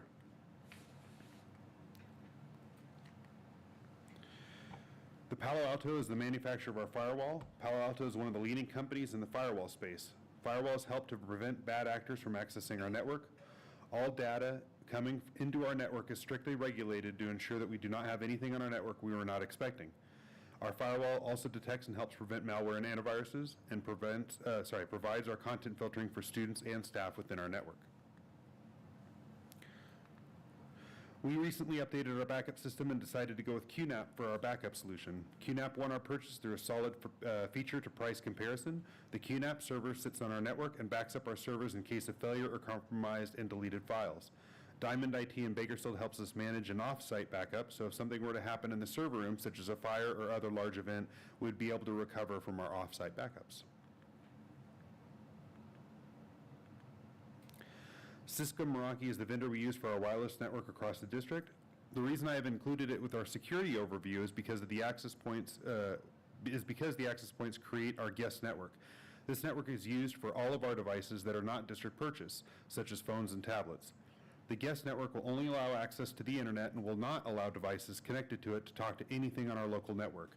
The guest network will not even let two devices connected to the same network to communicate with each other. They are only able to access the internet. This is extremely important as we do not know the security status of devices brought in from the outside. We don't know if they have antivirus software or any other protective software. At the last board meeting, the board approved the purchase of Darktrace. Darktrace is a server that sits on our side of the network and learns what a normal network activity is for our district. When something goes out of line, it stops the activity from happening and notifies our staff to investigate. This is a wonderful tool in case of ransomware or other malicious activity happening on the network, as it will stop it before it has a chance to do any damage. Last year, we were warned of a vulnerability that was being exploited, specifically targeting schools that were using Google services in November. The warning stated, several school districts nationwide have been targeted by a specific threat actor leveraging weaknesses in LEA's Google Workspace environment. The threat actor, known as Singularity MD, typically instigates the attacks by taking advantage of weak student account password policies, often guessing non-randomized default passwords by piecing together information posted on social media or other public portals. Once a student account has been compromised, the attacker attempts to join Google groups that allow access to material shared in drives. Also, once a member of the group, phishing attempts targeting teachers and other non-student accounts are executed, which are often successful. With access to shared drive materials and accounts that have elevated privileges or rights to view sensitive data, such as SIS and ERP extracts, IEPs, and other SPED info, data is exfiltrated, and the district is notified that it will be released publicly unless ransom is paid. In some cases, with teacher and non-student accounts compromised, the attacker has been able to move to the local network and exploit on-premise resources. My department did an investigation and went through the recommendations that were listed in the email received. What we discovered was that all of the permission recommendations that were listed were ones we already had put in place. Given the way the attack worked and our permissions that we already had in place, we were safe from the potential of attack. Since we didn't allow students to join groups in the first place, we were not susceptible to the attacks that were being used. Yes, big hooray. We still have more to do with security. We are currently researching and implementing the single sign-on, or SSO, and also MFA, or multi-factor authentication. Next, I'd like to talk about classroom technology. We are currently replacing the intercom systems at all the school sites. Some of the systems, while still working, were very old and cannot communicate with our VoIP phone systems. We have been buying Bogan intercom systems. Jacobston was installed last year, and Tehachapi High was replaced over the winter break. And the elementary schools will be replaced over the summer. This will allow Zoom phones to utilize paging without having to use a separate phone system. This will also give us the freedom to upgrade the system if we choose to do so in the future. The district has been replacing the aging smartboards and projectors in the classrooms with new line interactive TVs that were picked with input from our teaching staff. These devices are incredible teaching tools that give teachers the ability and flexibility to interact with their TVs and students in a way that suits their needs best. The district has also purchased Juno speakers for the classrooms that help teachers be heard no matter where they are in the classroom. Tehachapi High School is the last school to have these installed, and the majority of the installations happened over winter break. The remaining installs will be happening in the evenings. Here's a picture of a classroom at the high school that recently had a new line and speaker installed. So you can see the TV there. They are 75-inch TVs, and the Juno speaker up in the top right.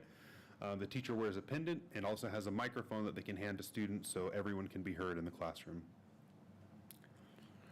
Over the past summer, we did a complete overhaul of the wiring at Jacobson Middle School. The wiring there was aging, and the way it was wired when it was first completed used some shortcuts to keep costs down. While the wiring was functional at the time, there was no degradation of service. As time went on, the speeds became faster and faster, and the speeds of these ports were capped. This caused issues in recent years as more devices have been added to the network, and the wireless that was installed was using those same ports, which in turn had 30 to 60 devices connected to the low-speed port. By overhauling the wiring and replacing all of the cabling at the school, we can ensure maximum speeds at Jacobson. We also ran dedicated wiring for access points in the ceiling at Jacobson and all the other schools so that the wireless access points can be on the highest bandwidth cables that can be installed, and there's no danger of them being damaged by being plugged into a floor port. The wiring project for all the schools putting the access points in the ceiling is ongoing, but expected to be completed by mid-February. Lastly, I'd like to talk to you about Chromebooks. We are currently deploying Chromebooks 2-to-1. This means that we have a Chromebook in every classroom for students, as well as offering Chromebooks to students if they need it at home. We have roughly 9,000 Chromebooks in inventory between in-classroom, at home, and other district locations, and in repair. We have software called Blocksy available that the teachers can use for classroom management with the Chromebooks. Blocksy also provides our content filter to Chromebooks that are at home. We have recently taken insurance out on the Chromebooks that are checked out to students in case of broken or lost devices. Chromebooks are checked in and out through the technology department office in order to keep inventory easier to manage. At the end of the year, all of the Chromebooks are requested to be checked into the technology department.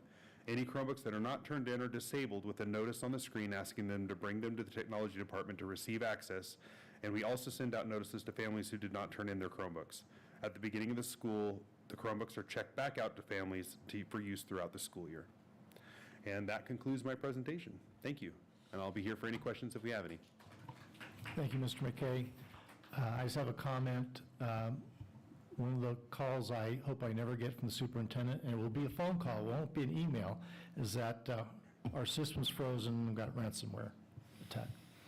I'm doing everything in my, that keeps me up at night. I feel very comfortable I don't with want to make that call. what you've done and what you continue to do to protect our, because you hear it all the time, even in Kern County, somebody's a business, school district, it happens. So thank you for all you do and your staff.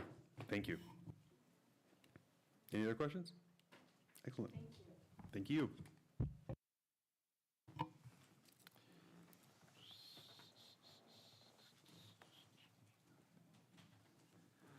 Item 3, information item, California School Dashboard Report.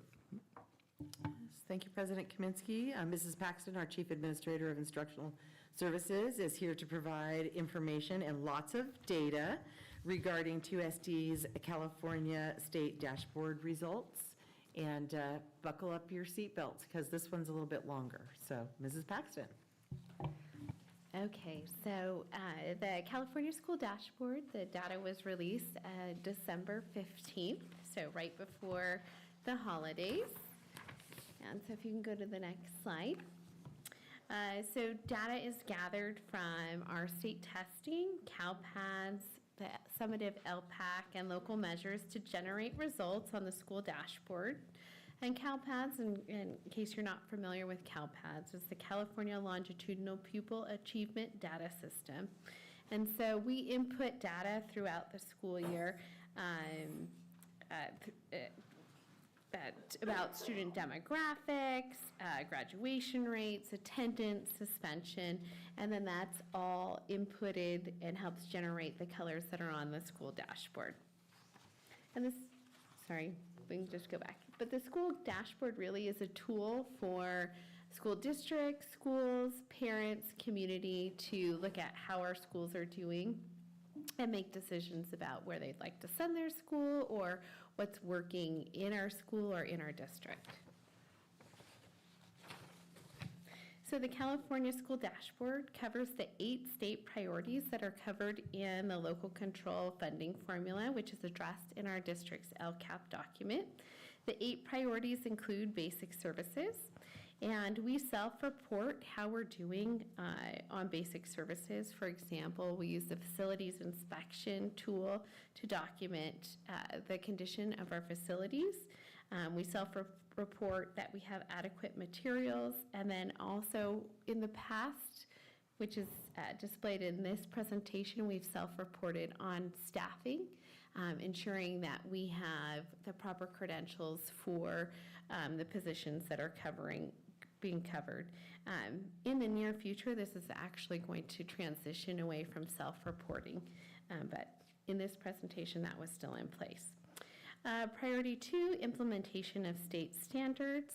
We self-report this. We generate, we use a survey tool to gather input from our staff regarding the implementation of state standards. Parent involvement, and so this is a local measure, which we utilize a survey, and we survey our parents to see what their level of involvement in is and what the perception is. Pupil achievement, and that data is collected through CASP, so our state testing. Pupil engagement is measured through attendance, and that's for elementary and middle school students. Engagement is measured through the graduation rate for our high school students. Priority 6, school climate, is measured through surveys such as the California Healthy Kids Survey. And then also our the variety of courses that students have the opportunity to participate in is also measured through surveys that we utilize. And then other pupil outcomes is on the college and career indicator, which is on the dashboard, which this actually does not have a color this year because this is the first year that they've brought that indicator back. So if you remember last year, it was all just like purple cell phone bars. The college and career indicator is still going to have the purple bars, and I'll talk a little bit more about that when we get through that section. Okay, next slide. So this is kind of what the California School Dashboard looks like. We have a return to colors. We haven't had these colors since COVID. And how the colors are determined is we have this grid, and on the left-hand side is the level of performance. So if we're talking about academic achievement in language arts or math, we would look at where our students are performing, and there's a numerical value that's generated. And so it's determined is that in the very low range all the way to the very high range. And so then we look at, well, is this a decline in performance? Is this an increase? Or did they maintain performance? And that is how the color is generated. So you'll notice in this presentation that our district has done pretty well, and we have seen lots of increases, especially with our student groups. So go ahead to the next slide. Thank you. So when reviewing academic performance, students are measured in comparison to their academic expected performance that is reflective of their grade level standards. The academic performance outcome generates the performance level from very high or very low to very high. The dashboard also generates a numerical value to indicate how far above or below student performance is when compared to student outcomes. This numerical value allows districts to see if learning gaps are increasing or decreasing from year to year. And so we'll start with language arts. So as a district, we are performing in the low range, but students are showing positive growth, which generated the yellow indicator. In order for our district to move to the green indicator, TUSD students would need to perform within 5 points of grade level standards for elementary and middle school students. High school students would need to meet grade level standards in order to generate that green indicator. To address student needs, TUSD has added language arts intervention teachers at the middle and high school, which Ms. Libatique discussed in her presentation. These teachers push into classrooms at the middle school to support our 6th grade students to try to get them on the right pathway to be successful in middle school. And in 9th grade, we're targeting our 9th and 10th grade students. These teachers teach intervention courses to provide intense instruction to improve skill levels for struggling students. They also provide targeted tutoring services on early release days. I provided some information on sample districts. So these are neighboring districts within Kern County. I'm not going to tell you which ones are associated with which letter, but I will tell you the districts that are displayed. We have Sierra Sands, McFarland, and Southern Kern.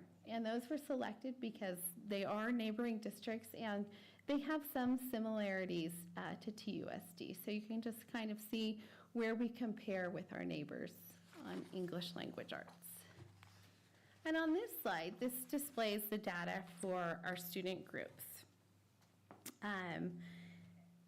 So this is the performance that's measured through our state testing. Only students in grades 3 through 8 and grade 11 participate in testing. For a student group to be listed on this slide, they need to be considered a significant student group, which means that we need to have at least 30 of those types of students within our district, except for foster youth, which we only need 15 for that group to be considered significant.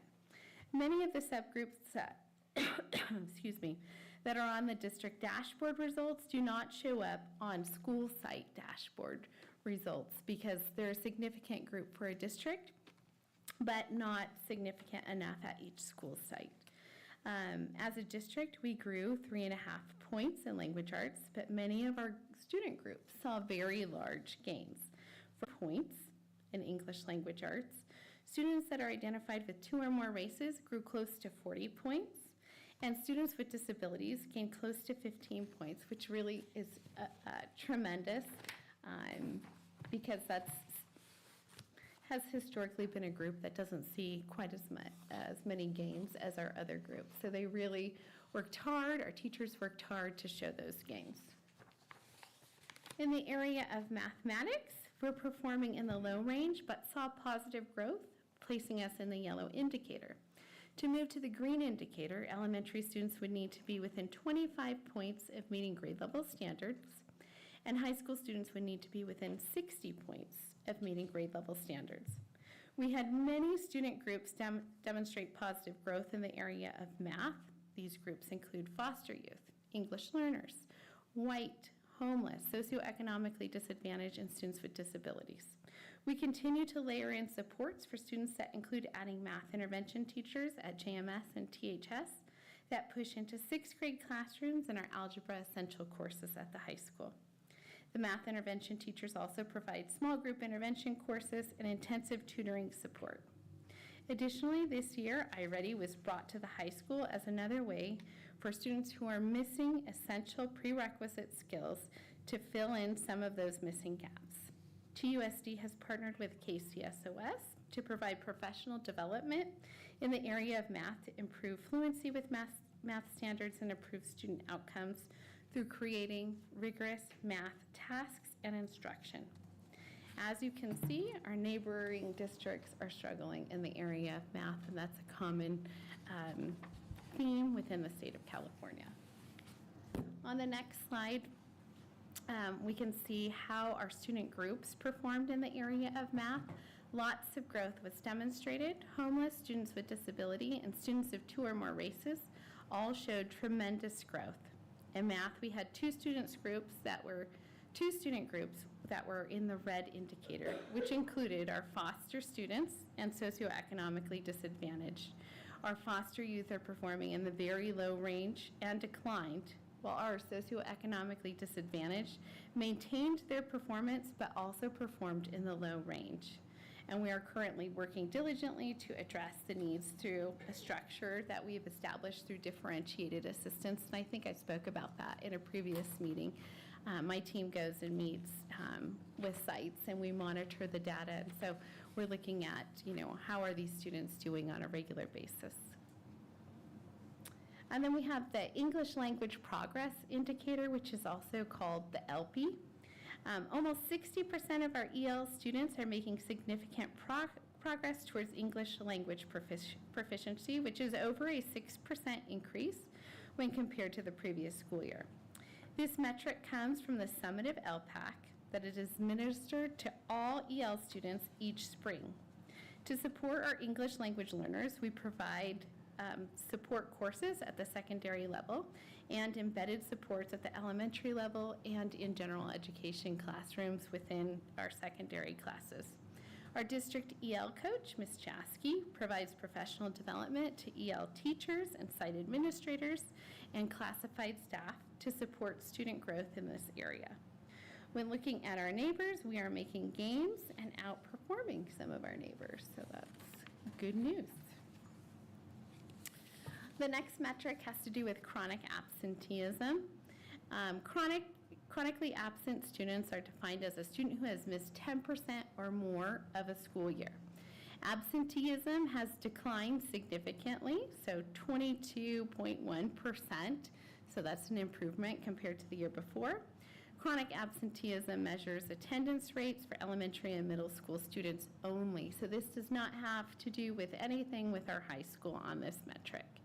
Our interventions are really monitoring student performance, and when we're monitoring those, if we see students at risk, providing outreach to those families and meeting with those students to encourage them to improve attendance. And we also talk to parents about what the importance is of good attendance and when students are absent, how detrimental that is to their performance.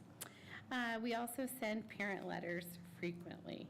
So in order to move to the green indicator on this metric, absenteeism would need to improve to 10%. So we definitely still have some work to do in this area. Although, I think since COVID, a little bit of our practices as parents has changed. We used to send kids to school when they had a minor illness, such as a cold, and that's not so much the practice anymore. People tend to keep their kids home when they're sick. And so this is the performance of our student groups. All student groups have made improvements except for our foster youth, who had an increase of chronic absenteeism of almost 4%. Almost all student groups made double-digit improvements in attendance. So we definitely have made improvements, but there's still definitely room for growth. Graduation rate. So last year we saw a slight decline to our graduation rate, but we continue to outperform Kern County, who has a graduation rate of 88.2%, and the state of California that has a graduation rate of 90.2%. Our counselors are really experts in this area and intervene when students are not being successful and get students back on track. This semester, we added a new intervention to improve communication between the school and families. Every other week, parents will be notified through Parent Square if their child has a D or an F, if their child is at a secondary school. This will allow parents to intervene early and reach out to the teacher and counselor to develop a plan on how best to support the student before they fall too far behind and are at risk of not being able to make adequate progress to pass the course. We know that when students fail classes, it really alters their trajectory. It makes it difficult to get back on track. And a couple months ago, we talked about A through G courses. So when students fail a course, if they make up the credit through credit retrieval, they're no longer on that A through G track. So we want them to pass the course first time around with a C or better. So for our student groups, we can see that some of our student groups could use some additional support. Like I mentioned earlier, I meet with school sites every 4 to 6 weeks to review achievement data, and we are monitoring these groups to ensure that students are receiving the support they need to stay on track for graduation. However, through this review process, it has come to light that we needed to improve some of our internal data protocols and timelines to address this data point. Our Student Information System Manager, Dan Irwin, and I have been working with the high school to address this. suspension rate. So maintained our current level of suspensions. To move to the green indicator, our suspension rate would need to decrease by 1.6%. This year, we reworked the TUSD intervention matrix to address student behavior and provide early interventions to change behaviors before it escalates to a suspension. We also added intervention specialists to all school sites to help support the work that our school social workers are doing. Because again, we want to intervene early to address negative behaviors before they continue to escalate and result in a suspension or an expulsion. And so on the next slide, we see how each of our student groups are performing. And so we have two groups in the red, with a red indicator, African American and students of 2 or more races. We have had a mix of some students showing gains while others are showing an increase of suspension. So it's kind of a mix on this indicator. I think one of the issues here is our suspension rates have historically been pretty low, so it's difficult to show gains. And a lot of our, well, not a lot, but some of our student groups are pretty small. So, one suspension can put us kind of, we could do well all year, and then there's like one suspension, and then it's like, oh, shoot, now, we're not going to make that metrics. Okay, here's one more. This is just another student group, so white, Hispanic, and English learners, because on this matrix, it's because it's suspensions is everybody in the whole district. So there's a lot more student groups that are represented for this metric. Okay, so college and career indicators. Like I mentioned earlier, this indicator does not generate a color because this is the first year that we've had this indicator back on the dashboard since COVID. And so it requires multiple years of data to generate an indicator. And this data is generated from our graduating seniors. It's from CalPADS. And it really is gathering information about how these seniors did. So how they did on state testing their junior year. Did they complete a CTE pathway? Did they complete their A through G completion? And there's recently been some changes to this metric. So if you go to the next slide. I know this is kind of small, but on the right-hand side of the slide, and I'm going to go over it with you, there's a variety of ways that our seniors can show that they are college and career ready. So they can complete a CTE pathway, and if they do meet or complete a CTE pathway, they have to meet standards on state tests in either language arts or math by receiving a 3. Another way to show this is by receiving a 3 or higher on an AP exam, or they could meet standards on state testing in both language arts and math.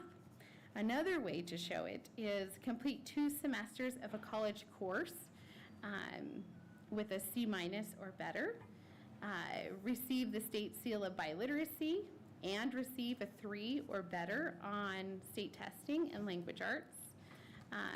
Be A through G eligible and complete 1 semester of college courses, or complete a CTE pathway, or pass an AP exam with 3 or better, or get a 3 in one area of CASP and a 2 on another. So I think that we will see that this indicator moving because there's such variety on how students can show that they are college and career ready, and especially because our high school is doing such a great job about bringing more dual enrollment courses to our high school.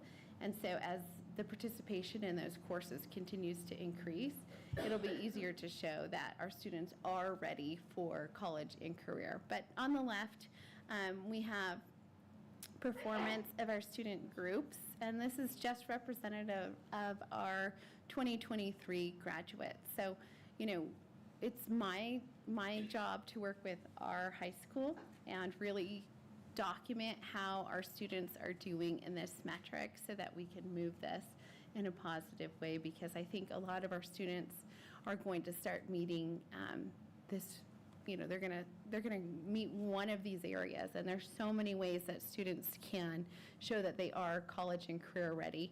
Some of these are not applicable to our district, so I did not include them because we don't necessarily have that program at TUSD. So in the next portion of my presentation, I listed some glows and grows, so some things to highlight that are positive, and then some areas that we want to work on for TUSD and then also for each of our school sites. So when we're looking at TUSD's performance on the dashboard, we demonstrated positive growth in both language arts and math and in other areas, which confirms that our organization is moving in the right direction for our students. However, students with disabilities and our homeless students both made significant progress in both language arts and math, and that is something that definitely should be recognized and celebrated. Although we are seeing student growth, there's still plenty of work to be done to bring our students to the green indicators. The district is currently exploring partnering with Hanover Research to really gather some data around what our students and teachers need in order to have improved academic outcomes for our students.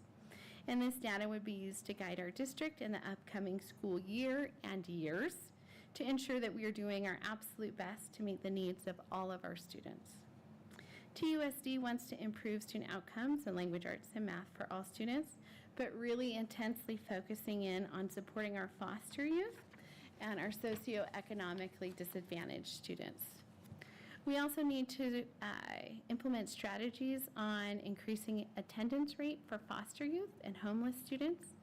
Our school site leadership have been monitoring these two student groups this year and working with Dr. Porter to provide resources to families that are in need of additional support. And then we have Cummings Valley. Cummings Valley had significant gains in both language arts and math. Language arts is close to moving to the green indicator with growth of approximately 1.5%. We will make it to the green indicator, so we're hopeful for next year. CV's math performance is in the medium range and is in the green indicator. Hispanic and socioeconomically disadvantaged student groups are both performing in the yellow indicator, which is below their peers, so that's definitely a focus area. And the suspension rate at Cummings Valley was in the orange indicator. However, CV's suspension rate is low with a suspension rate of 1.9%, and they did show a slight increase, so something that we want to be aware of for the future. For Golden Hills. Hoorays for Golden Hills are the progress that EL students made towards meeting their English proficiency goals and significantly decreasing their chronically absentee rate by 27.5%. Areas for growth for Golden Hills would include students with disabilities, performed in the red indicator for both language arts and math. So that's something that we want to focus on because as a district we did really well with that student group, but at Golden Hills we weren't showing the same growth. Socioeconomically disadvantaged students performed in the red indicator in the area of language arts and declined by 5.6 points. And they're 82.9 points below standard. So those were the areas that we'd want to focus in on Golden Hills. Tompkins, so for Tompkins, they have the highest percentage of EL students at the elementary level and have really shown significant gains with their EL students, with 70% of EL students making progress towards meeting the English proficiency goal. So I thought that was really significant. And then another thing to note about Tompkins is all students at Tompkins are in the yellow indicator in the area of math, except for white students, which are in green. But I think this is an important metric because at Tompkins it's showing that all students are getting their needs met with no student groups being left behind in the area of math. And remember, Tompkins also serves our mod severe population, and so that's really significant that we don't have any groups that are lagging behind. So I thought that was a kudos to Tompkins. However, area for growth at Tompkins is their language arts was in the orange indicator. with students with disabilities in the red area and Hispanic students and socioeconomically disadvantaged students in the orange area. So although we didn't see anybody getting left behind in math, we did see that for language arts. So that's something that we want to address at Tompkins. Jacobson Middle School, hoorays for Jacobson. EL students are making significant growth towards meeting their English proficiency levels. They're in the blue area, so kudos to Jacobson. And then, yeah, I think Ms. Bowman's back there, which is, big part of that. So, and also the chronic absenteeism decreased by over 20%. Areas for growth for Jacobson, EL, Hispanic, socioeconomically disadvantaged, and students with disabilities all performed within the orange indicator on the dashboard in the area of math. All groups demonstrated positive growth that ranged from 5 to about 15 points in growth, but these groups are performing at least 100 points below grade level standard. Achievement levels in math are not as high when compared to language arts, which is in the yellow indicator, which shows that our middle school students are struggling in math, and we know that this is important in order for them to do well as they matriculate to high school. EL, Hispanic, and students with disabilities are in the orange indicator for language arts, while the rest of the student groups are in yellow. So we need to pay close attention to EL, Hispanic, and students with disabilities to support these students so their achievement matches that of their peers. And then the high school. So strengths for the high school, THS had tremendous growth and achievement for students with disabilities, especially in language arts, with over 40 points in growth. So very significant growth happened with our students with disabilities at the high school. THS has also showed an increase in total language arts achievement with a growth of just over 13 points when compared to our 2022 CASP results. And one thing to note also is just a reminder that we're testing juniors at the end of their junior year, which is extremely hard to motivate those kids because, they aren't really invested in this test. And so we try very hard to motivate them, and I'll talk later on about incentives. But showing the growth, that's showing the growth with them kind of like us pulling them along and saying, come on, participate. So an area for growth for THS is for math. Math is a concern for sure. THS is in the red as a whole. We have Hispanic and socioeconomically disadvantaged students were our two groups that were identified in the red indicator, with Hispanic students 128 points below standard and showing a decline in performance. Socioeconomically disadvantaged students about 138 points below standard. However, this was maintaining their current level of progress. So definitely something we want to move up, and we know that this is a barrier for our students and getting that A through G completion rate. As we move to Monroe, there's not a lot of data around Monroe because there's not a lot of students that participated in CASP. So we just kind of have graduation and suspension. Graduation rate declined slightly, which goes along with our district, but TUSD is doing a better job at maintaining student records, which is computing, which will help this metric. Their suspension rate is really good, but again, not a lot to report with Monroe because it's a small school and not a lot of students participate. They're out of the testing range. So, for example, we just had a large chunk of those students graduate, right? So it just is, they're a different type of school. So California's system of support is based on our performance and on the dashboard. California Systems of Support is an effort to provide continuous support to school districts to improve student outcomes and address disparities that exist. There are 3 levels of support. The level of support a district receives is determined by the California School Dashboard. Level 1 All school districts receive this. This is the baseline. If we were thinking about multiple MTSS, this would be what everybody gets. Level 2 is differentiated assistance, and that's what we're currently receiving. This is individually designed assistance to address identified performance issues that include significant disparities in performance among student groups.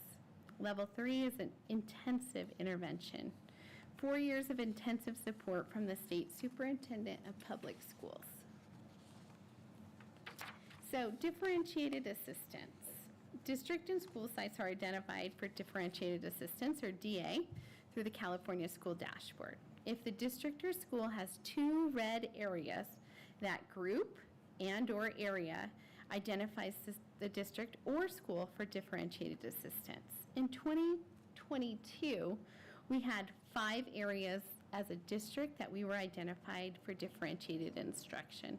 We had our English language learners, foster youth, African American, students with disabilities, and homeless.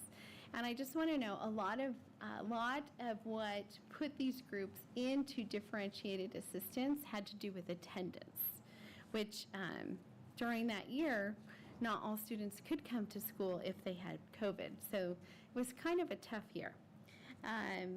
So in 2022, also, every one of our schools was also identified for differentiated assistance in addition to our district. Based on 2023, we had 2 groups identified for differentiated assistance. We had our foster youth, because they had a red indicator for language arts, math, and chronic absenteeism, and our homeless students with red indicators for suspension and chronic absenteeism. So TUSD moved from 5 groups being identified for differentiated assistance to 2. School sites, none of our school sites were identified for differentiated assistance this year. However, once you're identified for differentiated assistance, that's a 2-year process. So although none of our schools were identified this year, they're still in differentiated assistance, because once identified, you're in for 2 years. So we continue. But, I think we're making gains in the right areas. And so that is all I have. And so I'm available for questions if you have any. Anyone on the board have questions? Comments? I'm glad you mentioned the math situation at the high school. I'm sure you're aware, I emailed the superintendent with my concerns. Well, I think anytime we see red on a dashboard, we are concerned about that. And anytime that we're seeing student groups stagnate or not progress, it's a concern. Yeah, well, those 2 groups, Hispanic and socioeconomic disadvantaged, those are large groups. That's probably a third of the kids that took that test. Well, I have it in here, socioeconomically disadvantaged. I want to say district-wide, I think, let me go back to the high school, because I did pull it.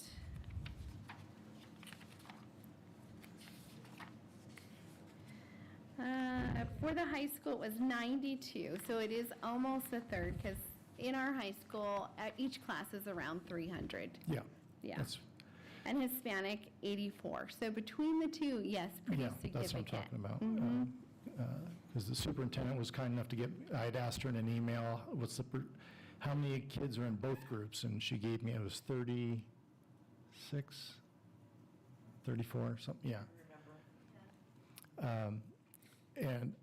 But I want to stop what I'm saying right now, because there are some groups that just did outstanding work. I told the superintendent, I made a little color spreadsheet with our district and other districts, and you can just tell by looking, we outperform most districts overall.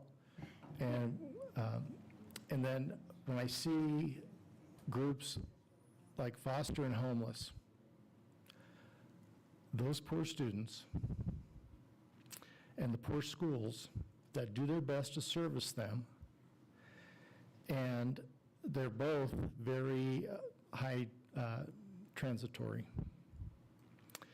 And you can have a foster kid, I've seen this when I was at JMS, You have a foster kid, there's some great foster parents out there in this town, and for whatever reason, they're making good progress, and then March, April, they might go back to their parent, leave the district, go to another foster home out of the district, and all that work goes for naught.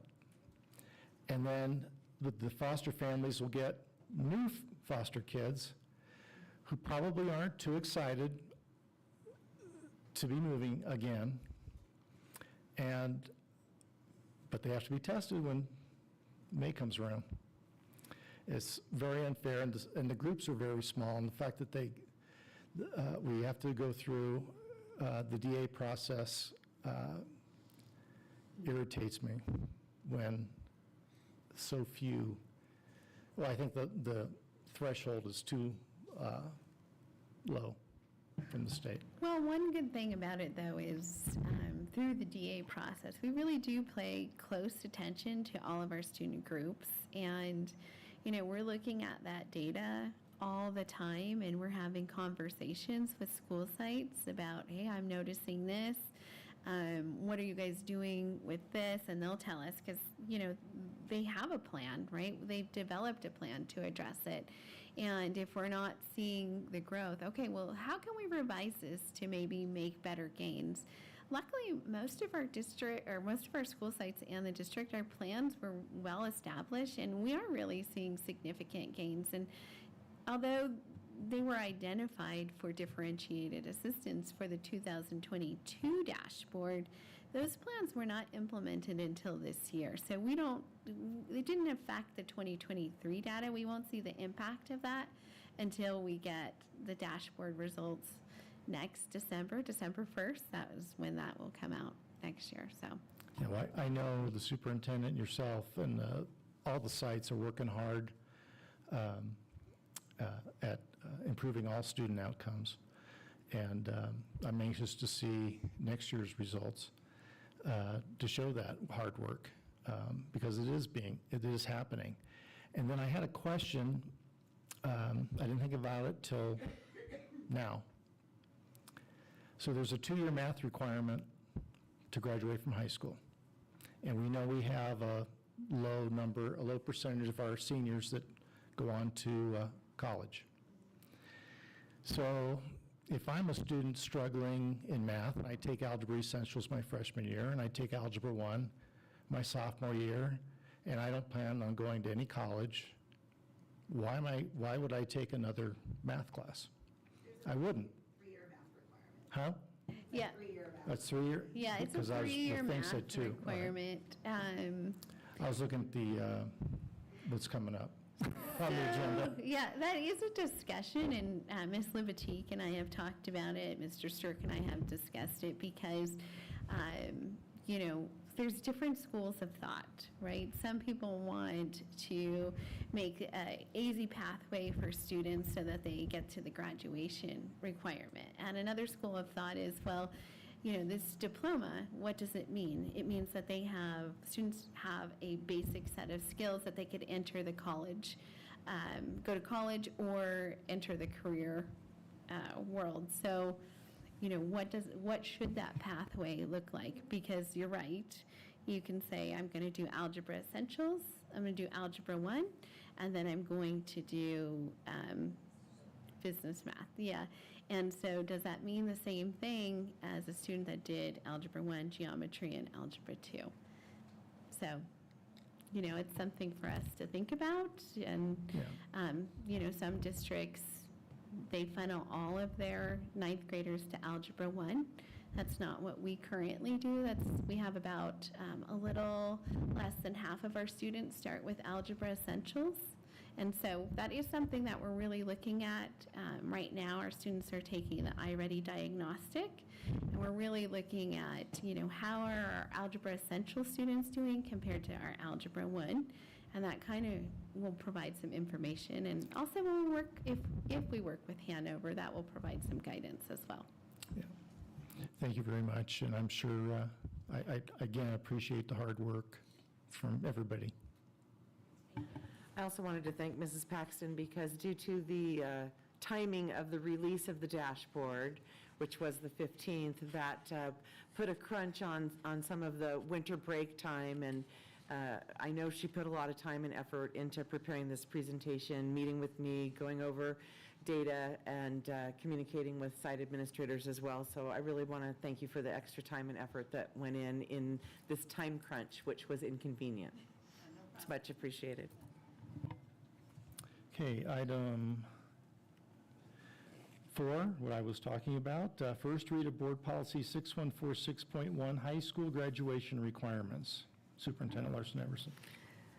Thank you, President Kaminsky. This is in follow-up to the Tehachapi High School Science graduation requirement item, which was broadly discussed as an information item at our December 2023 regular board meeting.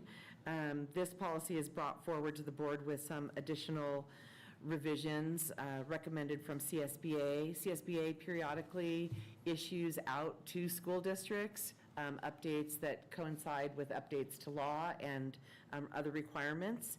And just coincidentally, this one was on the list for December. So the most recent CSBA recommendations stem from new law, which primarily details the exemptions for a student with a disability from all coursework and other requirements adopted by the board in any school district that are in addition to statewide courses.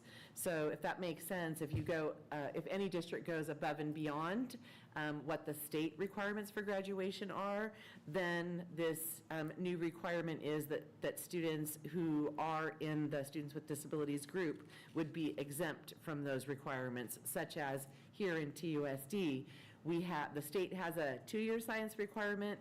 We've had a 3-year science requirement. So based on this new legislation, that student group would be exempt from that additional requirement. So there are 2 attachments to this document. I felt because there's been so much conversation and a lot of a lot of information being provided. One of the attachments does have all of the notes indicated that were provided from CSBA, so that if you cared to read through what those were, those don't end up being a part of the actual policy, but they're there for your information. And then a draft of revised policy is attached there also for your information as well. And then our intention would be to bring this item back at the next meeting in February for the board to consider taking action on. Thank you.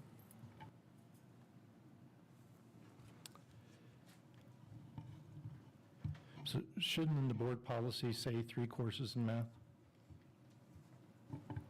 Pardon? Shouldn't the board policy say 3 courses in math because it only says 2? Let me pull it up here real quick.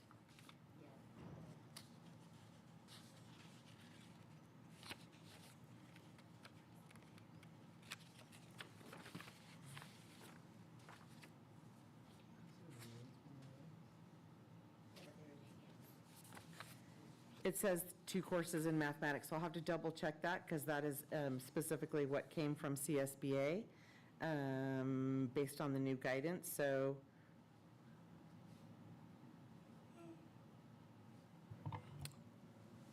I'm not sure why there would be that discrepancy.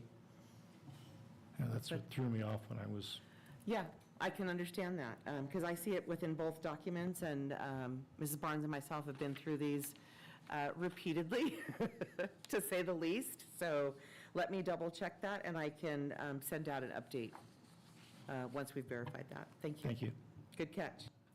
Any questions or comments from the board?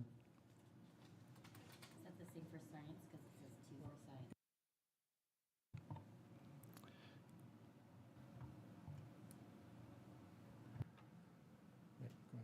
Well, we're 4 courses in English, correct?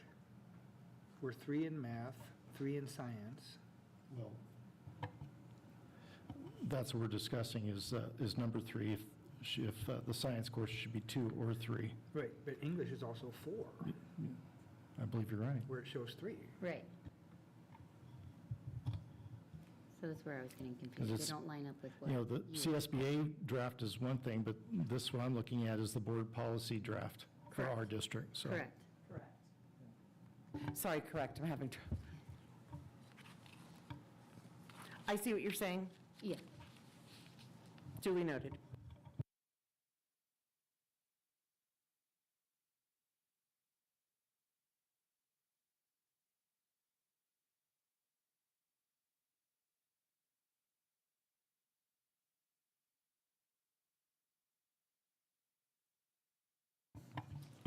Anything else?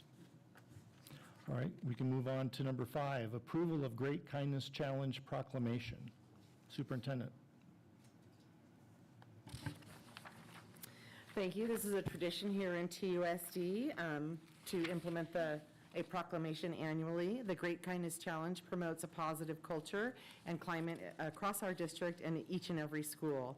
All of our students deserve to be treated with kindness and respect, and that, as if you recall back to our Capturing Kids' Heart slide, respect is one of those things that we talked about at length. So it's a very good match with what we're doing here district-wide.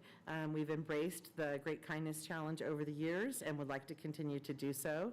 It promotes a positive school culture and encourages students to engage in 50 acts of kindness, and it's also a very good fit, as I mentioned, with Capturing Kids' Hearts.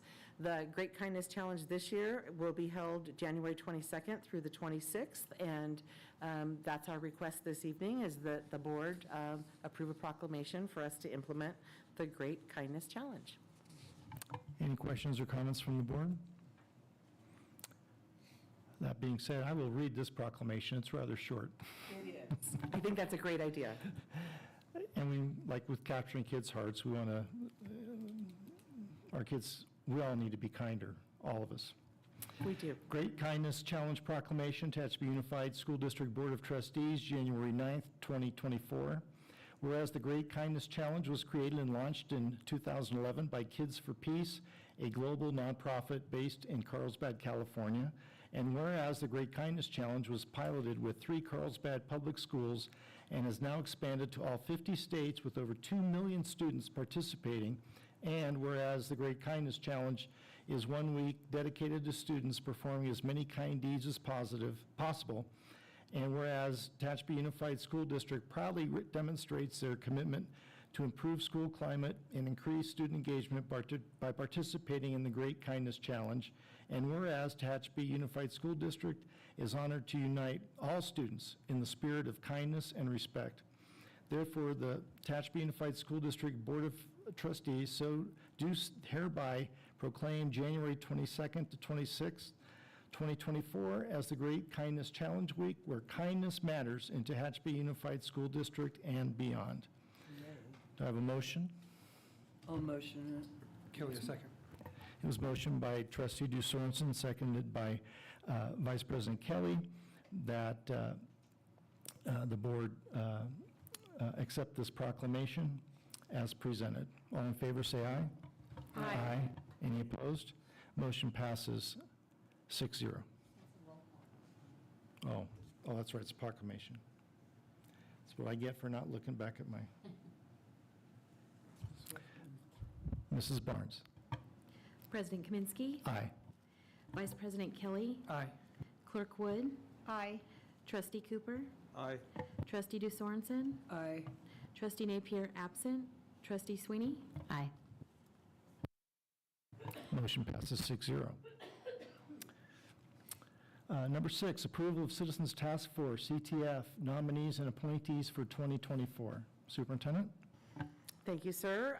The district seeks approval of Citizens Task Force members so they can serve on behalf of board members, our schools, and community organizations as indicated on the attachments. The CTF is designed to serve in an advisory capacity. They can make recommendations, as you heard tonight from the Facilities Advisory. The CTF can also make recommendations to the board, and the membership of the Citizens Advisory Committee is intended to reflect the diversity of our community and represent diverse viewpoints as well. At this time, we submit the indicated individuals for approval as CTF members. Thank you. Any questions or comments from the board?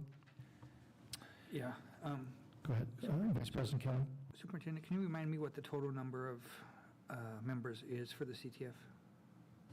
Well, we request that each board member provide 1 or 2 representatives, but historically, That has not been the case. We haven't had representatives for each board member. We do also invite some of our community agencies, including the City of Tehachapi, Golden Hills Community Service District, Stallion Springs Community Service District, et cetera, to provide representatives, as well as each of our schools. So the membership does kind of ebb and flow, but the intention is to have a robust, diverse group. I personally started this ETF as one of the things when I came to TUSD. I felt that we needed more involvement of our community and parents, and it's a great group. I passed the baton to Mrs. Paxton, I believe, last year, and so they transitioned from meeting virtually to meeting in person, but that membership is not always represented for each of those who are invited to provide a member, as is, not every board member submits a name, not every agency decides to participate, but we do provide the invites. And then the schools, we're pretty insistent on, provide us with your CTF representative, because we want those voices in the room, and a lot of good information. Anytime we have an adoption process that's happening here in the district, as an example, that's something that is very deeply covered within CTF. Those members hear all about the adoption process, the recommendations from teachers. They get presentations on different programs and services. So it's an important group. It's kind of like serving on school site council, but here at the district level, and can provide some important input to you as board trustees making decisions on behalf of the district. Okay, so I appreciate all that. Somewhere between 20 and 30 people on average? Somewhere between 20 and 30, I think, is a good number, but there's not a set number. Right, okay, thank you. You're welcome. And I know we've added people. I mean, when we had, somebody thought that it might be from the high school, a student and things like that, so. We can, and this is the first go-round of adding names onto the agenda, and as additional names come in or appointees are nominated, we'll continue over the next month, 2 months, to bring those names forward for the board's consideration as well. Any other questions? Okay, it's proposed that the governing board approve the nominees as presented on the attachment to serve on the Citizens Task Force, CTF. Nominations were made by school sites and civic organizations, in addition to a request for each board trustee to appoint a representative. Do I have a motion? Kelly, a second. Trustee Due Sorensen made a motion to approve, and it was seconded by Vice President Kelly. All in favor, say aye. Aye. Aye. Any opposed? Motion carries 6-0. Approval of board policies. It never ends with the board policies. It's just one of those things that we have to stay on top of, and it's actually a lot easier now than it was during the pandemic. Those were really trying times. Things were changing so fast. So, based on the written recommendations from the California School Boards Association, we have provided the policies that are in front of you this evening as a first read previously, and then they're brought back again this evening for your consideration for approval. We did, at the request of Mr. Kaminsky, remove one of the items, one of the policies that's related to missing homework and how that's accounted for. We're getting some input from staff before we bring that back in February, but the remaining items that were presented in December, those policies are all included here this evening. Any questions or comments from the board? Do I have a motion? I'll make the motion. Second. It was motioned by Clerk Wood and seconded by Trustee Cooper to approve the board policies as listed. All in favor, say aye. Aye. Any opposed? Motion carries 6-0. Thank you, Superintendent. At this time, I see Mr. Slotcher's here, but a lot of us need to take a break. So we will reconvene at, we're leaving here at 7:46, and we will take a 10-minute break. Thank you.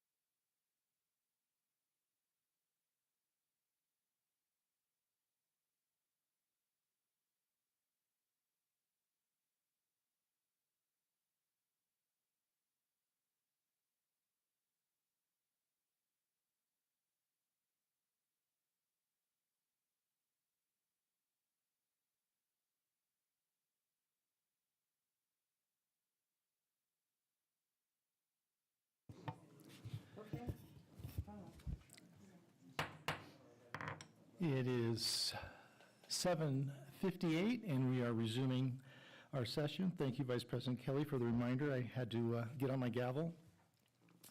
We're Category 10, Business. Mr. Intezari. Do you want me to, I can introduce him? Okay. The item is information presentation by City of Tehachapi, Jay Schlosser, Dennison Project. Mr. Schlosser, it is a pleasure to see you at our meeting. Likewise, thank you. Thank you. So, yes, thank you, President Kaminsky and Board, Superintendent, Hojat, definitely thank you for coordinating this moment. I've been talking to staff here for a couple of months. We have an excellent opportunity to make an improvement that benefits the school and the city simultaneously, and so that's what I'm here for tonight. I'll go through this presentation quickly and then happy to answer any questions, frankly, at any point if you like. So, great. Are we ready to go? All right. So next slide. Speaking about the Tehachapi High School property located at the intersection of Dennison and Valley, extending to the intersection of Dennison and Pinion Street. The original high school development plan back in the late 90s, early 2000s included the complete property development. So just as a background, as the Development Services Director for the City of Tehachapi, I manage all the development activities within the city limits, and all development in the city is required when they develop a vacant piece of property to develop the adjacent infrastructure to serve that property. And so the high school property extends all the way to Pinion, and so there's about a quarter of the southern end of the property that is effectively undeveloped right now. It's vacant land. In fact, if you'll go to the next slide, there it is. There's a photo of the site, and you can see the southern side of the property, bottom side of the page there. It shows what I'm speaking about. This came about because in the late 90s, early 2000s, when a bond measure was passed by the city to develop the high school, it happens in construction all the time, got into construction and realized that the cost of the project was greater than the available budget, and so the team at that time, I was not present here, but maybe you were, I don't, does it go back that far for you? Clark Wood was, I was just a lonely sixth grade teacher at Golden Hills. Very good. Well, you're around, but okay, different roles. I was in college, so, anyway, so the budget concerns resulted in that project team looking for ways to defer or reduce the project scope in order to get a high school built, get it open, serve the important and critical needs. And of course, the city said, well, okay, and one of those ideas was to defer the improvements on Dennison Road there on the southern end of the project and on Pinion Street, which is the newly paved road on the southern end of the project. And they came to the city and said, can we defer those?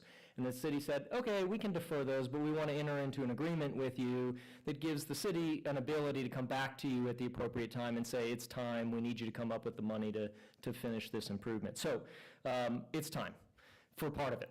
So that's that agreement I provided to staff. I think you guys have it. It was dated April of 2000. So here's the need. If you'll go to the next slide beyond that. So things have changed, obviously. The city's grown up. We have a neighborhood across the street. We have other neighborhoods in the area. We've extended Pinion Street. That's kind of the biggest change. But traffic increases on Dennison Road. The Pinion Street extension, expected regional development in the area, has all led the city engineering department to consider the needs of that area. And so in particular, what we've got our eyes on tonight is just completing Dennison from the southern end of the high school to Pinion.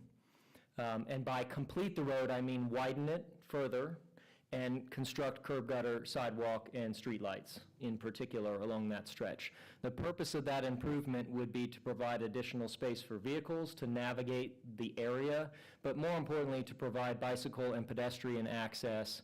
Pinion Street does include a bicycle lane in both directions, and so you have students that are utilizing that route, and then you certainly have students and parents that are utilizing that route to access the school.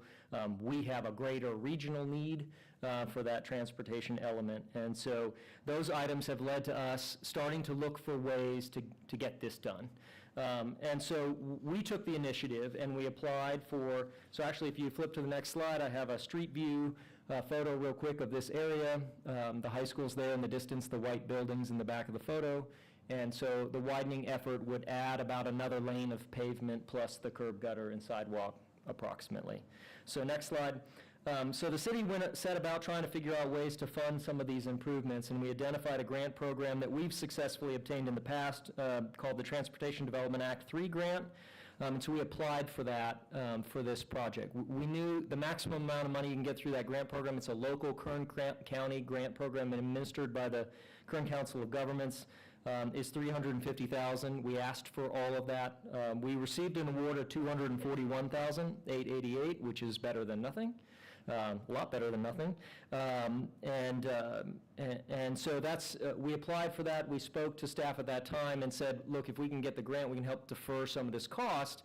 But we came and met with staff and said, we'd like to call in the agreement here on the first place. And we are willing to construct the project, meaning city staff will execute the work. And we are asking for the district to supply the additional funds necessary above the $241,000 necessary to complete this improvement. I roughly estimate that project cost between $550,000 and $600,000 total. That puts the request at about $350,000 to the district. And so in the past, we've done a few cost-sharing agreements for infrastructure improvements. We've done those typically through just an MOU process where the city attorney will draft an MOU and then present it to district staff and then ultimately to the board for consideration to make that commitment. So that concludes my presentation tonight. We're happy to partner with you. That's my message for you. We'd like to get this improvement done. We think it benefits the school, the district, as well as the city at large. And so with that, I'll go ahead and stop and happy to answer any questions. Anyone on the board? I have a question. I have one. Does this include or not include the guttering on Pinion that we signed? I know it was another attachment, that agreement. No, so at this point, I'm not asking to make an improvement on Pinion. I do think in the future, we will come back. That's still part of the agreement. That's still part of the deferred improvements. I'm hopeful to kind of do the same thing again. And here's my thinking. Right now, we have an immediate need to make this improvement on Denison, mostly because I want to be able to get bicycles from the high school to Pinion with enough width so they're not riding right next to a car, so they can go down Pinion and go home. Or they're just a regional ride. Or you can be a pedestrian and walk down, and then there'll be a crossing there at that intersection to cross the street and go into that neighborhood that is to the east. When and if and when there is development, which there is planned housing development to the west of the high school, that occurs, they will be improving Pinion Street significantly as a component of that project. If we could get both of those pieces done, if that occurs, we'll have a gap in the infrastructure right there at the high school again. So that's when that occurs. That could be 10 years from now, 15 years from now, 7 years from now. The economy determines how quickly homes get built. That's why I'm asking for this piece now, and then I think when we get a little closer to that moment, we see that as a reality, I'll be back here again. So asking, or somebody from the city will be. I don't know, 10 years, who knows? I have a question. After what you just said, it kind of relates. I wasn't going to ask it, but that picture you showed, the aerial shot, what's to the north of the housing development that's east of the high school? Yeah. So if you don't mind going back, there you go, that one? Yeah, what's, So upper the right-hand upper corner, right? is that zoned For housing. For In housing. fact, yeah, we've received an application to construct houses in that location. It's just an application now, which is a long way from construct, so the news isn't here, right? Okay. And then That's a fine. comment, or actually a question. So yes, I don't wanna it's slow zoned down, for but- residential houses. Okay. Yeah. Now to the west side, that's Sage Ranch. Yes, sir. Any wild guesses on when that's going to even start? That's actually more likely. So that has received full approval from the city council and the planning commission, including the phase 1 development. And so the phase 1, which is the first 154 units, are in engineering design now. So a significant log roll of plans have been delivered to the engineering team that does the plan check. That project could be in construction in 2024. So First houses would probably not be at least until 2025, because you've got to build all the roads first. Takes a while. So, we'll see. But that's, I think that information was provided at the Planning Commission hearing. I think it made the news. But, yeah, that's about the timeline. So we'll see. Anyone New else? students, many new students. Vice President Kelly? Yeah. And I appreciate you being here, appreciate it. Yes, sir. Appreciate you bringing us up to date, because obviously we've had some discussions about different things. Is it expected of the, what I'm now seeing is two parts that the district owes the city, is this expected at today's rate to be the most expensive of the two? No, this project is probably less expensive than the second phase, simply based on, if you're just looking at the distances, one is less than the other. Okay, so we're looking all the way down to where the second part, if that's what we're going to call it, covers the entire length of the new Denison, or the new Pinion. That's right, next to the property that the district owns. So the- Obviously, you don't, Sage Ranch comes right up, abuts up against the high school. They are conditioned to construct all of the improvements adjacent to theirs, so you would have that gap. That's correct. Okay. But, my intent, look, we've been very successful as a city in the grant world, obtaining them and utilizing them effectively. And so, my hope, without making a commitment I can't make, would be that we would do something like this again. We would attempt to find ways to cover it without asking the district. We've been very successful. This isn't on the agenda, but we have another major project on Denison that is expected to go to construction this year, that is directly designed to benefit the two schools, JMS and the high school. We're filling in the gaps on Denison, both here and north of JMS, and we're putting in controlled crossings across Denison in targeting both of those schools, and we're making intersection improvements at Denison and Valley. And so that's 100% funded by the federal government through a grant program. So if I can get that for the Pinion Street piece, I may never come back and ask for you guys to pay for that. We're pretty aggressive about trying to get that stuff done, so. And that brings up my second question. Are we looking at a possibility with this improvement of a stop sign actually on Denison? At Pinion? At Pinion. We have one at Pinion to Denison, but at Denison itself. I think it's possible. I have not analyzed that yet, but I do think some sort of intersection control is not that far away in the future. Okay, thank you. Yeah. What Jay hasn't talked about is how much the city has helped our district make the pedestrians safer. I mean, he kind of touched on it, but there's been a lot of projects in the last few years on Tehachapi Boulevard, Denison, you don't have to name them, Jay, but a lot. The bike lane down the length of Tehachapi Boulevard, and yeah, Curry Valley, we've done, a number of, So I'm in support of working with the city on this Appreciate Denison that. improvement. Yeah, we've really targeted, in particular with this latest project, getting pedestrians from the neighborhoods north of the railroad tracks, which are lower income neighborhoods, giving them a full controlled pedestrian path to your schools, because we see that traffic. We run the counts. We know there are students that are making those trips. And so, yeah, absolutely. We have a shared vision in that regard in terms of safety for the students, delivering them to your schools. It's your problem after that, but we'll take care of that part. All right, Superintendent Larson-Everson, Mr. Intezari, you have anything to add? Just to say that we appreciate the collaboration with the city and the support and the open line of communication that we have. And if I'm gathering the board's direction to be, again, this is an information item this evening, so I would envision that we'll work together with the city to come up with an MOU. To bring an MOU back to you, for the board. Back forward. I don't know what your timeline is. Probably pretty quick. I'll talk to the city attorney about having it maybe before the next meeting, if possible. It's usually a pretty simple affair. We try to keep the MOUs pretty straightforward, so hopefully that'll be satisfactory to you all.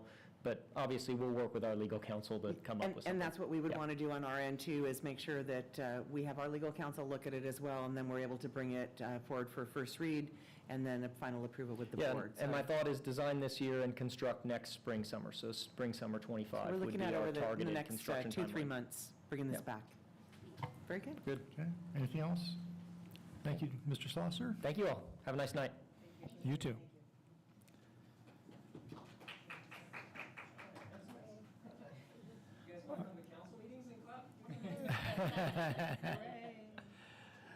All right, number 2, approval for Tehachapi Unified School District to initiate a request for proposals, RFP, and solicit bids from qualified contractors to complete a facility master plan, FMP, for Tehachapi Unified School District. Mr. Intezari.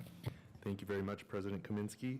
As was described earlier, the December 2023 Facilities Advisory Committee meeting, the committee took action to approve recommending to the governing board to initiate a new facilities master plan, which we're excited about for the positive feedback. A facilities master plan requires 2 components, demographic studies and enrollment projections, as well as a facilities needs assessment.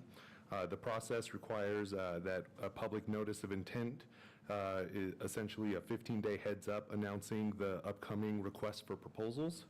And then once that's published in a newspaper, online platforms, sets the stage for receiving applications. Within 45 days of that notice, the document is released, which essentially details all the requirements, the evaluation criteria, and the deadlines for submission from all the possible contractors. The RFP process ensures that a selection of a highly qualified vendor capable of delivering a comprehensive and actionable facilities master plan. We don't have exact amounts, and I've had trouble finding some recent successful facilities master plan quotes. We did have one district that we found that rejected all bids because it was way more expensive than they were willing to pay, but we didn't find out what that amount was. So we know that it will be more than the $35,000 that this original facilities master plan from about 10 years ago was developed. So it's expensive, but it's because there's a lot of detail, there's a lot of assessment. Through the consultation process, we'll really learn a lot about the people and the community that we serve and the future students that we'll have, and looking in depth at what we have currently and how much it'll cost to get what the community feels is a priority as far as school facilities. So with your approval, we'd like to move forward with the request for proposal process for a facilities master plan. Any questions or comments from the board? Yeah, I have. Vice President Kelly? Thank you. So the one we did in 2013, 2014 was roughly $35,000, if I heard you correctly. Do we know what the length of time was for it to get completed? Not through this process, but from the day they started it until the day they gave us our report back. Do we know how long that was? That's a good question. I think I can I can back into that answer based on when the facilities master plan was completed and when the process started.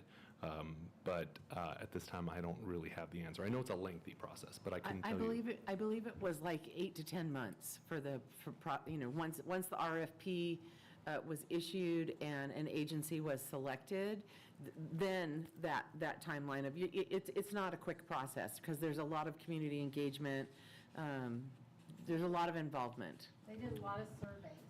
Yeah. Yeah, It took some time, the time of year and things like that make a difference. So you might sign up for them, but it's not the time of year to do a survey with people, so. Okay.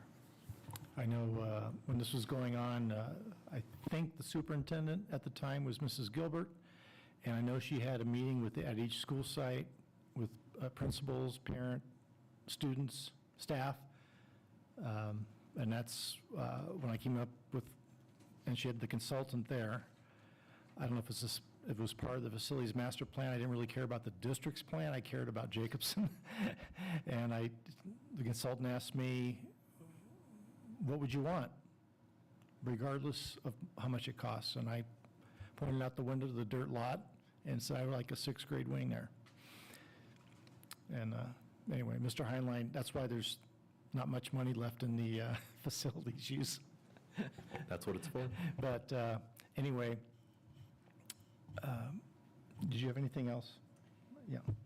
Yeah, the range that you've given us, 50 to 95, you feel pretty confident that we're going to fall within that range? Absolutely not. Okay, okay, all right. Okay. Is there a limit you're asking us to go to?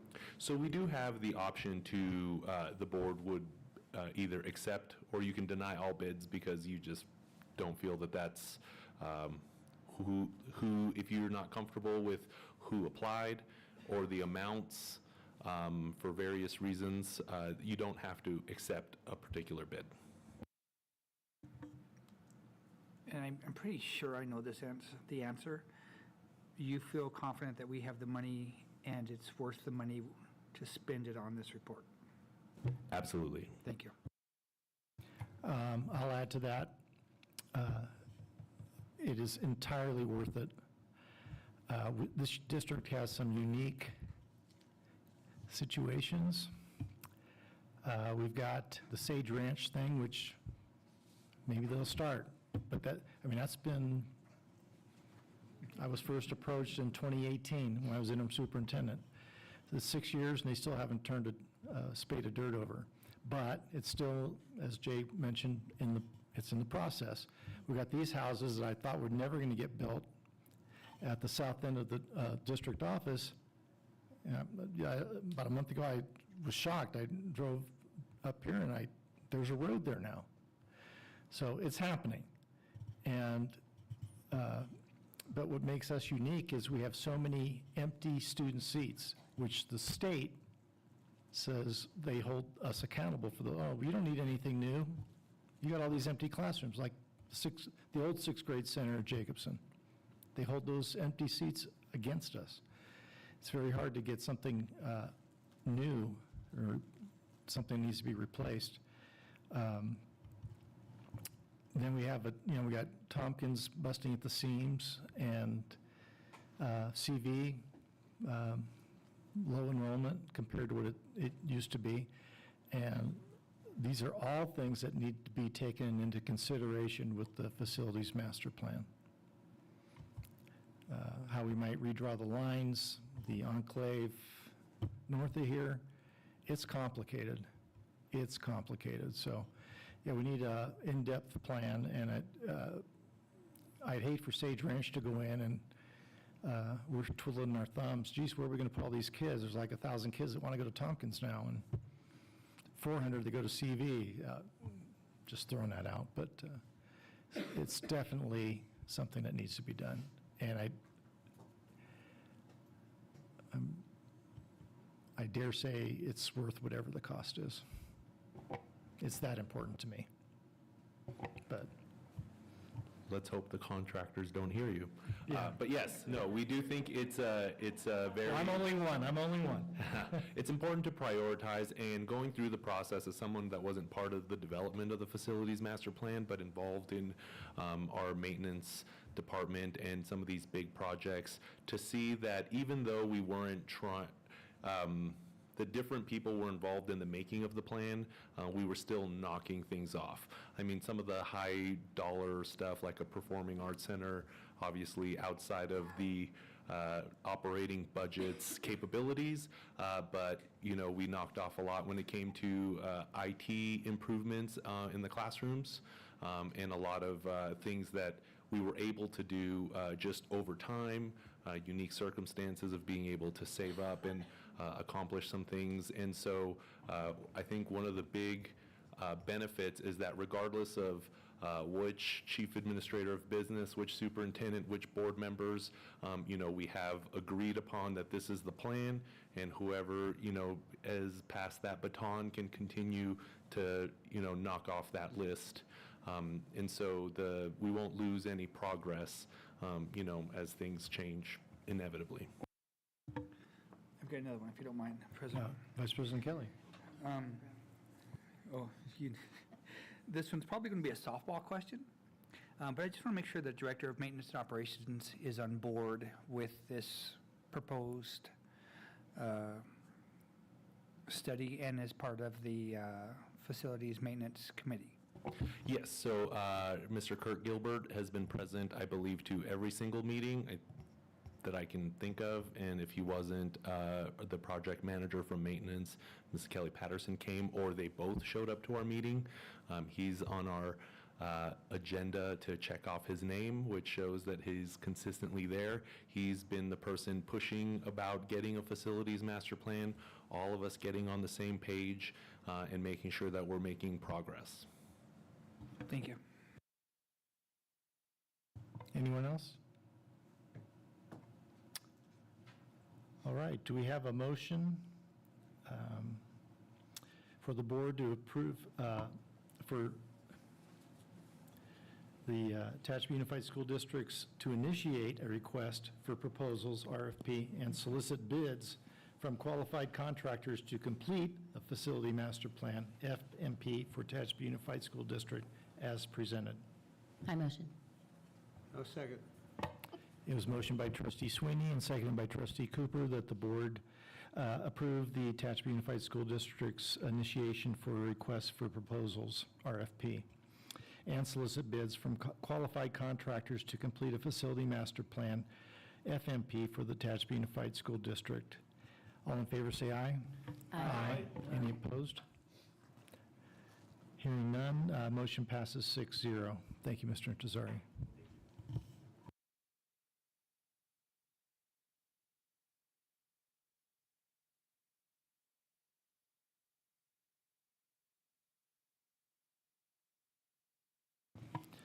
All right, item 11, instructional services.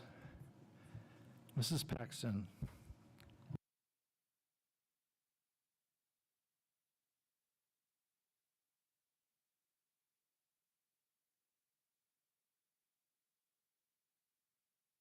I might need another break. Number 1, information item, Williams Complaint Quarterly Report. Okay. California Code of Regulations, Title 5, Section 4600-4687 requires a Williams complaint report to be provided to the board every quarter. No Williams complaints were filed for October 1st, 2023 through December 31st, 2023. Any questions or comments from the board? Okay. Item 2, information item, Local Control and Accountability Plan Mid-Year Report.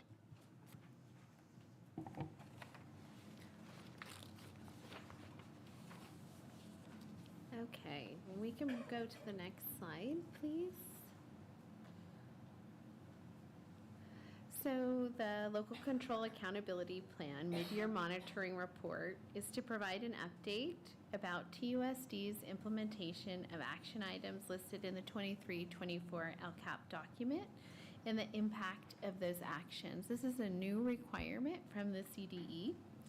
And the LCAP is a 3-year plan that outlines goals to address identified areas of need. Actions are created to support each goal. Resources then are allocated for the implementation of each action item. Metrics are used to measure progress on each goal. And some of the items in this presentation are a little redundant since we did the California Dashboard report and Mr. McKay did his report on technology, but we'll all have a clear picture by the end. So in our LCAP document, we have 3 goals. Goal 1 is TUSD will provide students with safe facilities, learning resources, and high-quality instruction that is research-based. Standards-driven, culturally responsive, and inclusive, which ensures all learners have access to and can participate in meaningful and challenging learning opportunities. Goal 2.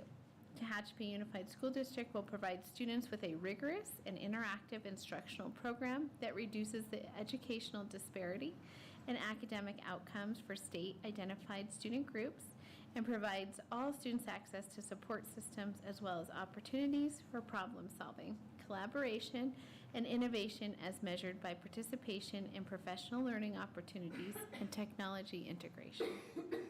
Goal 3, Tehachapi Unified School District will engage students, their families, and the community by providing an equitable, inclusive, and responsive school environment to support both personal and academic growth for all students.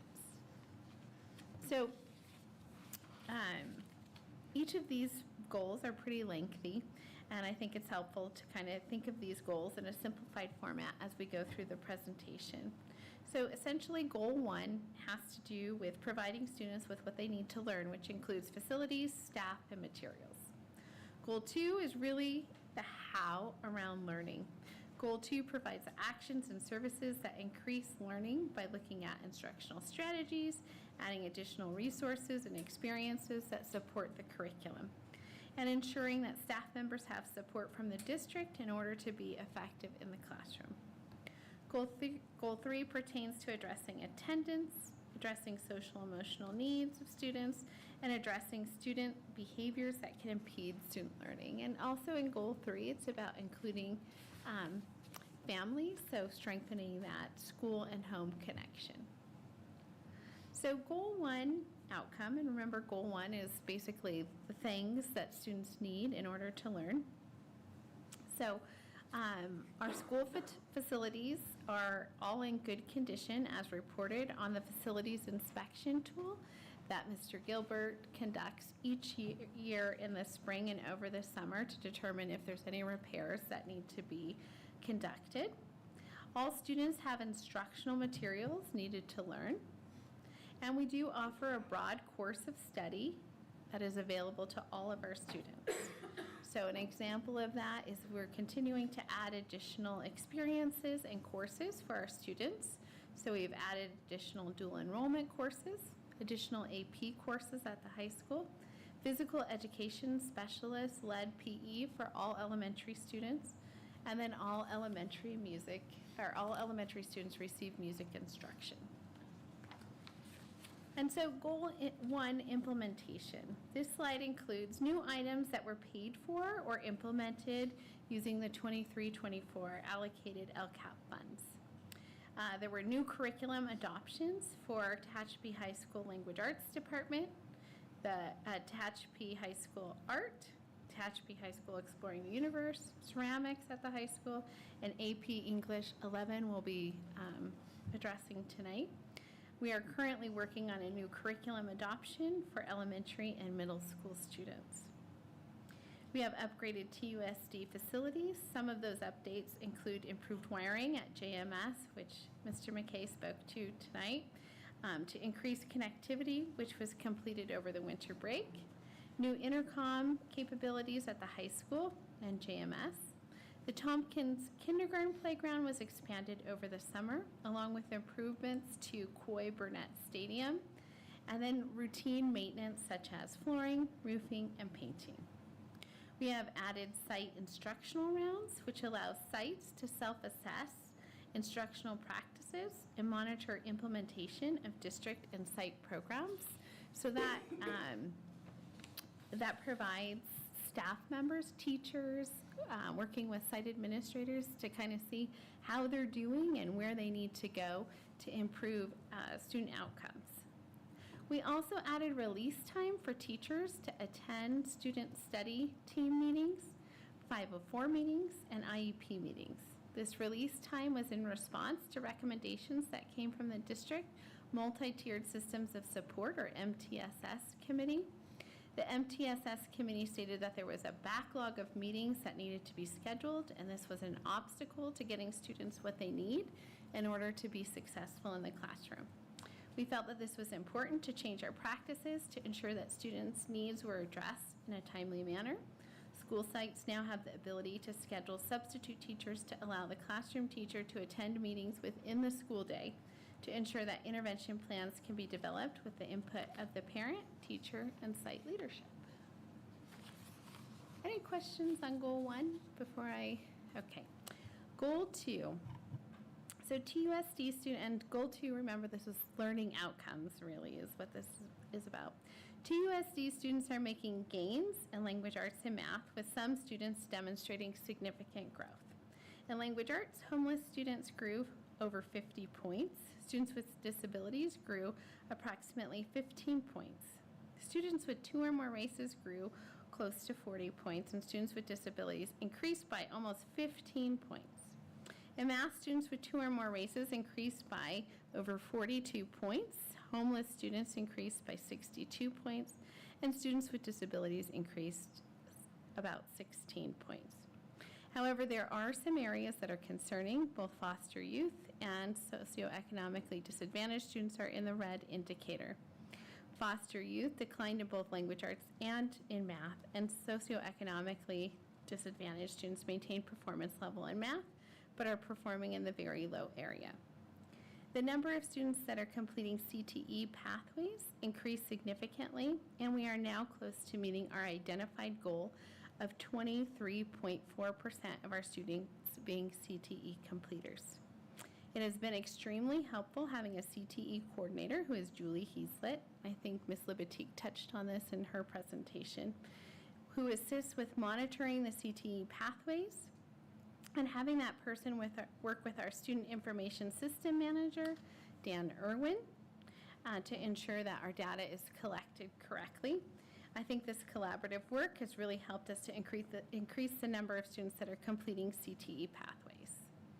Our A through G completion rate has increased slightly, but definitely we have more work to do in this area.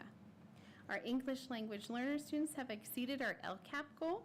We have 59.5% of EL students making progress towards English language proficiency. Our written goal in our LCAP document was 58.5%.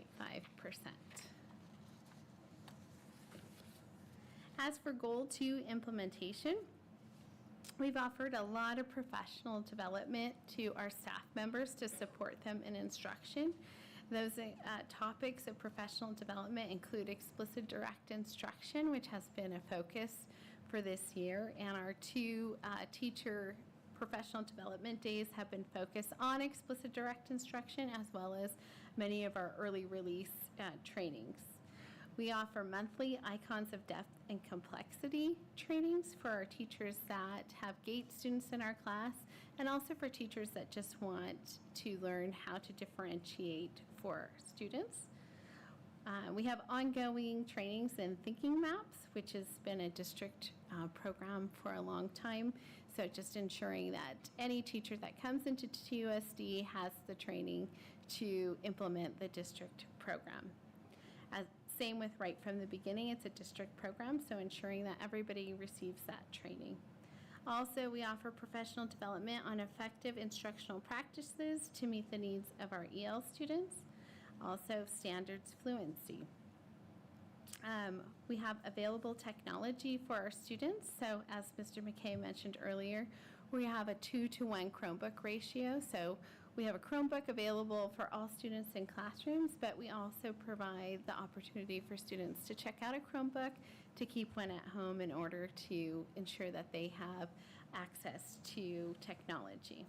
We offer a broad course of study. We're always, I think, for the size of our district, we do a really good job ensuring that our students have access to a variety of courses, and we continue to offer new courses. As Ms. Libatique was speaking earlier, we're looking to continue to add dual enrollment courses for our high school students, which really, is great that when they graduate high school that they already have a jump start on course credit, because research shows that when students have some college credit when they graduate high school, that they're more likely to finish a college degree. Also, learning support. So we added intervention teachers in language arts and math. And then we really have expanded our tutoring program by also including transportation for students, so that that's not a barrier as to why a student cannot receive tutoring supports. And we also layered in that tutor.com so that students have access to tutoring support 24 hours a day, 7 days a week, in a variety of languages. Something that was new that we began last year is we started offering academic incentives. Jennifer Butler, who's our coordinator of MTSS, and I go to the middle school and the high school to lead students through a goal-setting process. We review the purpose of state testing. We review with them what their scores on the previous year, what they are, what they mean. Many of the students are not even aware of what their score was, or it's funny because a lot of students say, I didn't realize that I did so well. They just assume because there's so much negative talk around state test scores that they didn't do well. So it's an interesting activity. And then we also provide incentives for participation around participating in the state test because we want students to be excited about it. It's an opportunity to demonstrate what they know and just for themselves, right? It doesn't have to be for anybody else. We want them to take pride in that. So we provide incentives around just participating, and then also we provide incentives to recognize students that show tremendous growth from previous years, and then also students that demonstrate academic excellence. And it's really an opportunity for anybody to receive an incentive. In fact, you know, a lot of kids just recognizing that, hey, yeah, you didn't meet standards, but the amount of growth you showed was really tremendous and you deserve to be celebrated. So, okay, next slide. Goal 3. And goal 3 is about the attendance, the discipline, and the connection to home. So attendance has increased by about 6% when compared to attendance in the previous year. Chronic absenteeism decreased by over 20%, and graduation decreased slightly when compared to previous year. The rate of students self-reporting, and I thought this was a real strength, self-reporting connectedness to school increased to 79%, which exceeds our LCAP goal of 75%. And I know we've gone over California Healthy Kids reports and our panorama data, but sometimes it feels like, oh, we're not really making progress. Well, LCAP is a 3-year document, and we have made progress. We exceeded what we put as our goal, so I think that is definitely something to be celebrated. Goal 3 implementation. So some things that have changed that were implemented this year is the discipline matrix was revised to really maximize the use of ATS as an intervention prior to students being suspended. We expanded and deepened implementation of capturing kids' hearts. We've layered in additional supports, had additional trainings for site administrators, district administrators, and then also we have teacher leaders at the site. We added intervention specialists at every school site to expand social emotional services so that more students that need assistance are receiving assistance. We really want to take a proactive approach when we see students that are demonstrating negative behaviors, that the school is intervening early on and not letting that behavior escalate. Our MTSS teams are working collaboratively to address identified needs and monitor lead and lag data points. When we talk about differentiated assistance, a lot of our sites are bringing in those leadership teams to help develop that plan and look for implementation on how we're addressing student needs. We allocated LCAP funds to support academic, college, and career exposure field trips. We're having a lot of sites and grade level teams saying, like, we want to provide our students with this experience. The textbook is great, but how can we deeper their knowledge, and let's take them somewhere so they can really have firsthand experience. We also have offered our after-school enrichment clubs, and I think that might have been a hooray a couple months ago. So we're just implementing our next round of after-school enrichment clubs, and that does come along with transportation because, again, we're looking at equitable practices, and we want everybody who wants to participate to be able to participate and not have transportation as a barrier. So one thing to note is the LCAP document that we have spent so much time talking about over the course of the last 3 years is coming to an end, and we will start a new 3-year cycle for the 24-25 school year. So when I bring an LCAP document to you in June, this will be brand new with new baselines and new goals.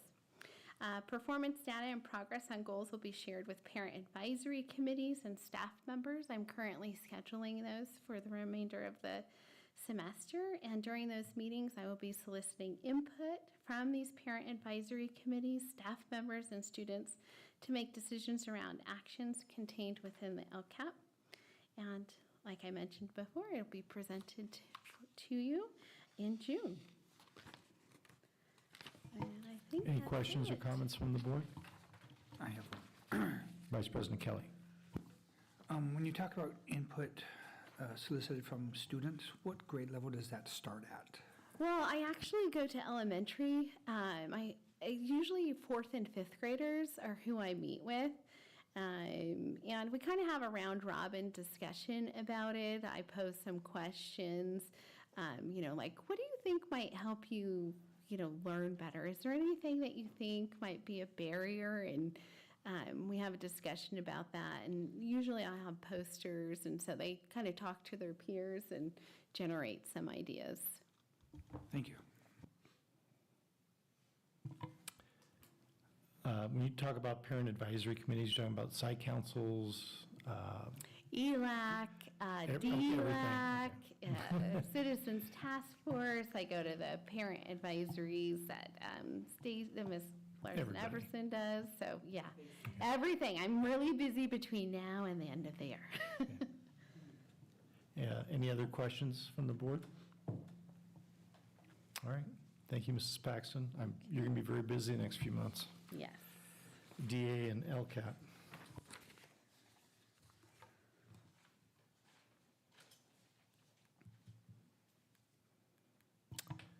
All right, item 3, approval of the 2023-2024 School Accountability Report Cards, SARCs. By February 1st of each year, every school in California is required by state law to publish school accountability report cards. The purpose of the report card is to provide parents and the community with important information about each public school. Under the Local Control Funding Formula, or otherwise known as LCFF, all local educational agencies are required to prepare a local control and accountability plan which describes how they intend to meet annual school-specific goals for all pupils with specific activities to address school and local priorities. Additionally, data reported in the LCAP must be consistent with data reported in the SARC. Final school accountability report cards are presented for the board's consideration. Yes, the California actually released the data this week, so I actually have it tomorrow. I'm sorry, I didn't hear the... Well, California, remember we were waiting on the Right. data. It actually came out today, so it will be in the SARCs tomorrow. So it's just a little bit of irony because we have to Right. vote on it today. All right. It was- Yeah.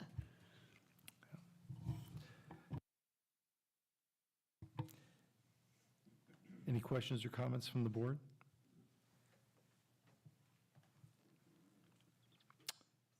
Okay.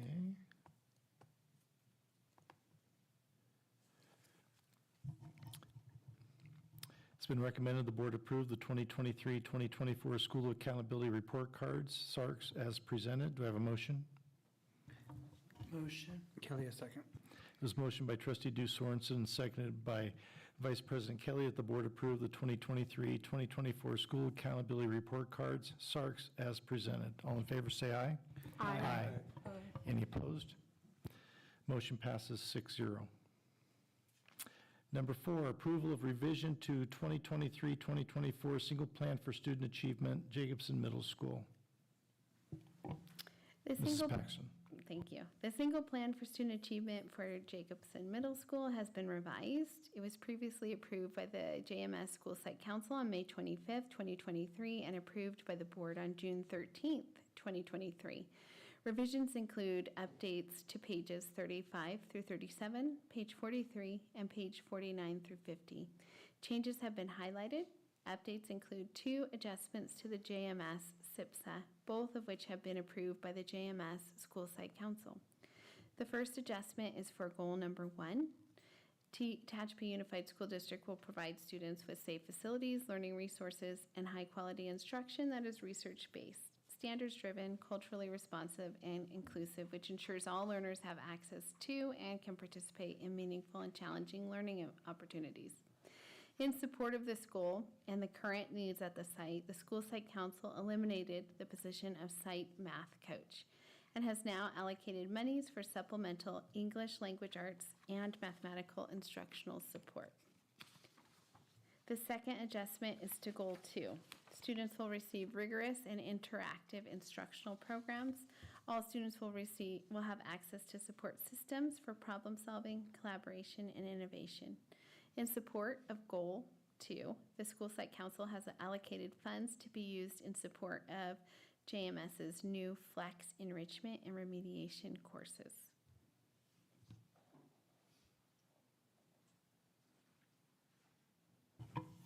Any questions or comments from the board? I applaud Mr. Lowe for staff is trying to tweak it to help students, and it's an indication that you and your staff are very devoted to your students. They want the best. Oops. Do I have a motion to approve the revision to the 2023-2024 single plan for student achievement at Jacobson Middle School as presented? Motion? It was motioned by trustee Sorensen, seconded by trustee Cooper. The board approved the revision to the 2023-2024 single plan for student achievement at Jacobson Middle School. All in favor, say aye. Aye. Aye. Any opposed? Motion carries 6-0. Item 5, approval of adoption of AP English 11 textbooks. Mrs. Paxton. The teaching staff of Tehachapi High School has reviewed and recommended the following textbook for adoption. The Language of Composition, 4th edition, by authors Renee Shea, Lawrence Scanlon, Robin Disson-Ofsis, Megan M. Horowitz, Catherine E. Cortez, Carlos A. Escobar. Publisher Bedford, Freeman, and Worth Publishers. Copyright 2023. The board previously approved the 30-day public review of this textbook on November 14th, 2023. The 30-day review has now passed, and there were no opposing public comments. The proposed curriculum was presented to the Citizens Task Force on December 14th, 2023.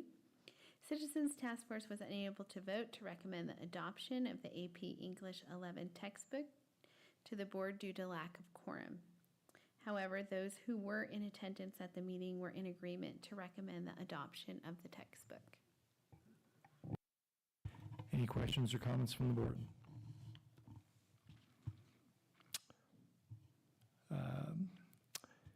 So it's recommended the board approve the adoption of AP English 11 textbooks as presented. Do I have a motion? I'll motion. Second? It was motioned by trustee Sweeney and seconded by trustee Sorensen. The board approved the adoption of AP English 11 textbooks as presented. All in favor, say aye. Aye. Any opposed? Motion carries 6-0. Thank you, Mrs. Paxton. Item 12, future items.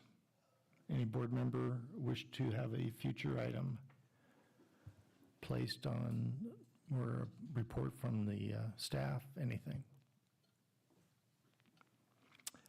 Item 13, lunch. Superintendent. Thank you, President Kaminsky. This evening's lunch will be presented by our Chief Administrator of Personnel, Dr. Romero. Good evening, President Kaminsky, board members. So the lunch I picked today is one of my favorite leaders of school learning, just overall, Dr. Robert Marzano. So the quote is, "Leadership is not a solo act, it's a team performance." So I think it really goes hands in hand with Ms. Bowman's talk today about TAT. We might all have our own individual pyramids, right? Overwhelming, but we have a semester left, and the only way to get through it is as a team. So, thank you. Thank you, Dr. Romero. Public comments for closed session.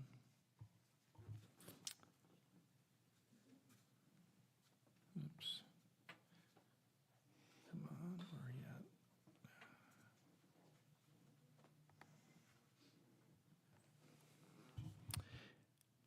In closed session, item 1, conference with labor negotiator, designated representatives Stacy Larson Everson, superintendent, and Candace Bedoyan, legal counsel, employee organization, Teachby Association of Teachers. Item 2, conference with legal counsel, existing litigation, paragraph 1 of subdivision D of Government Code, section 54956.9. 2 matters, OAH case number 202-309, or 309-0675, and OAH case number 202-309-0535. Seeing no public comments, we're adjourning at 8:54 to go into closed session.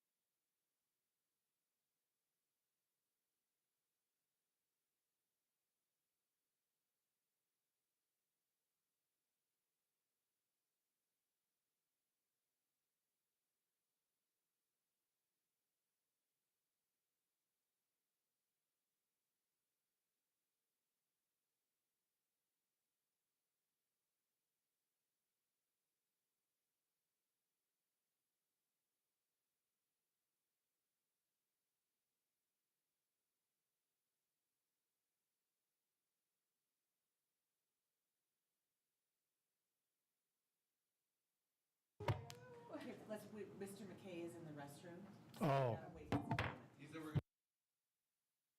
We're good to go, thank you. We are resuming the regular session at 10 o'clock. After coming back from closed session, there's nothing to report out on item number 1, conference with labor negotiator. On item 2, conference with legal counsel, existing litigation, paragraph 1 of subdivision D of Government Code Section 54956.9. 2 matters, OAH case number 2023090-675 and OAH case number 2023090-535. On case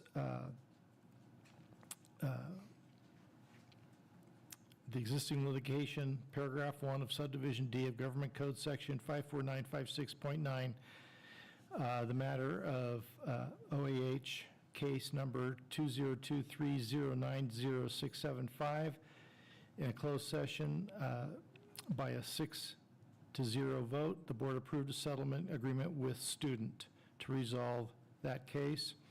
The agreement provides for behavior support, compensatory services, assessment, and associated legal fees.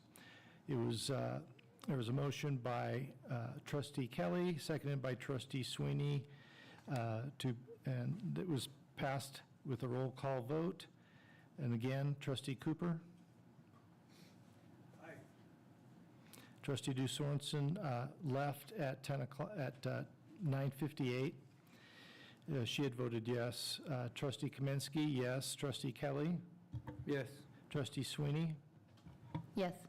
And Trustee Wood? Yes. And then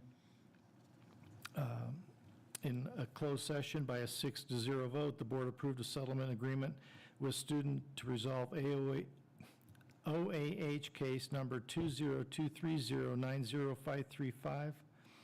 The agreement provides for behavior support, compensatory services, assessment, and associated legal fees. It was passed with a motion by Trustee Du Sorensen, seconded by Trustee Kelly. Trustee Cooper? Yes. Trustee Du Sorensen had voted yes in closed session. Trustee Kaminsky, yes. Trustee Kelly? Yes. Trustee Sweeney? Yes. And Trustee Wood? Yes.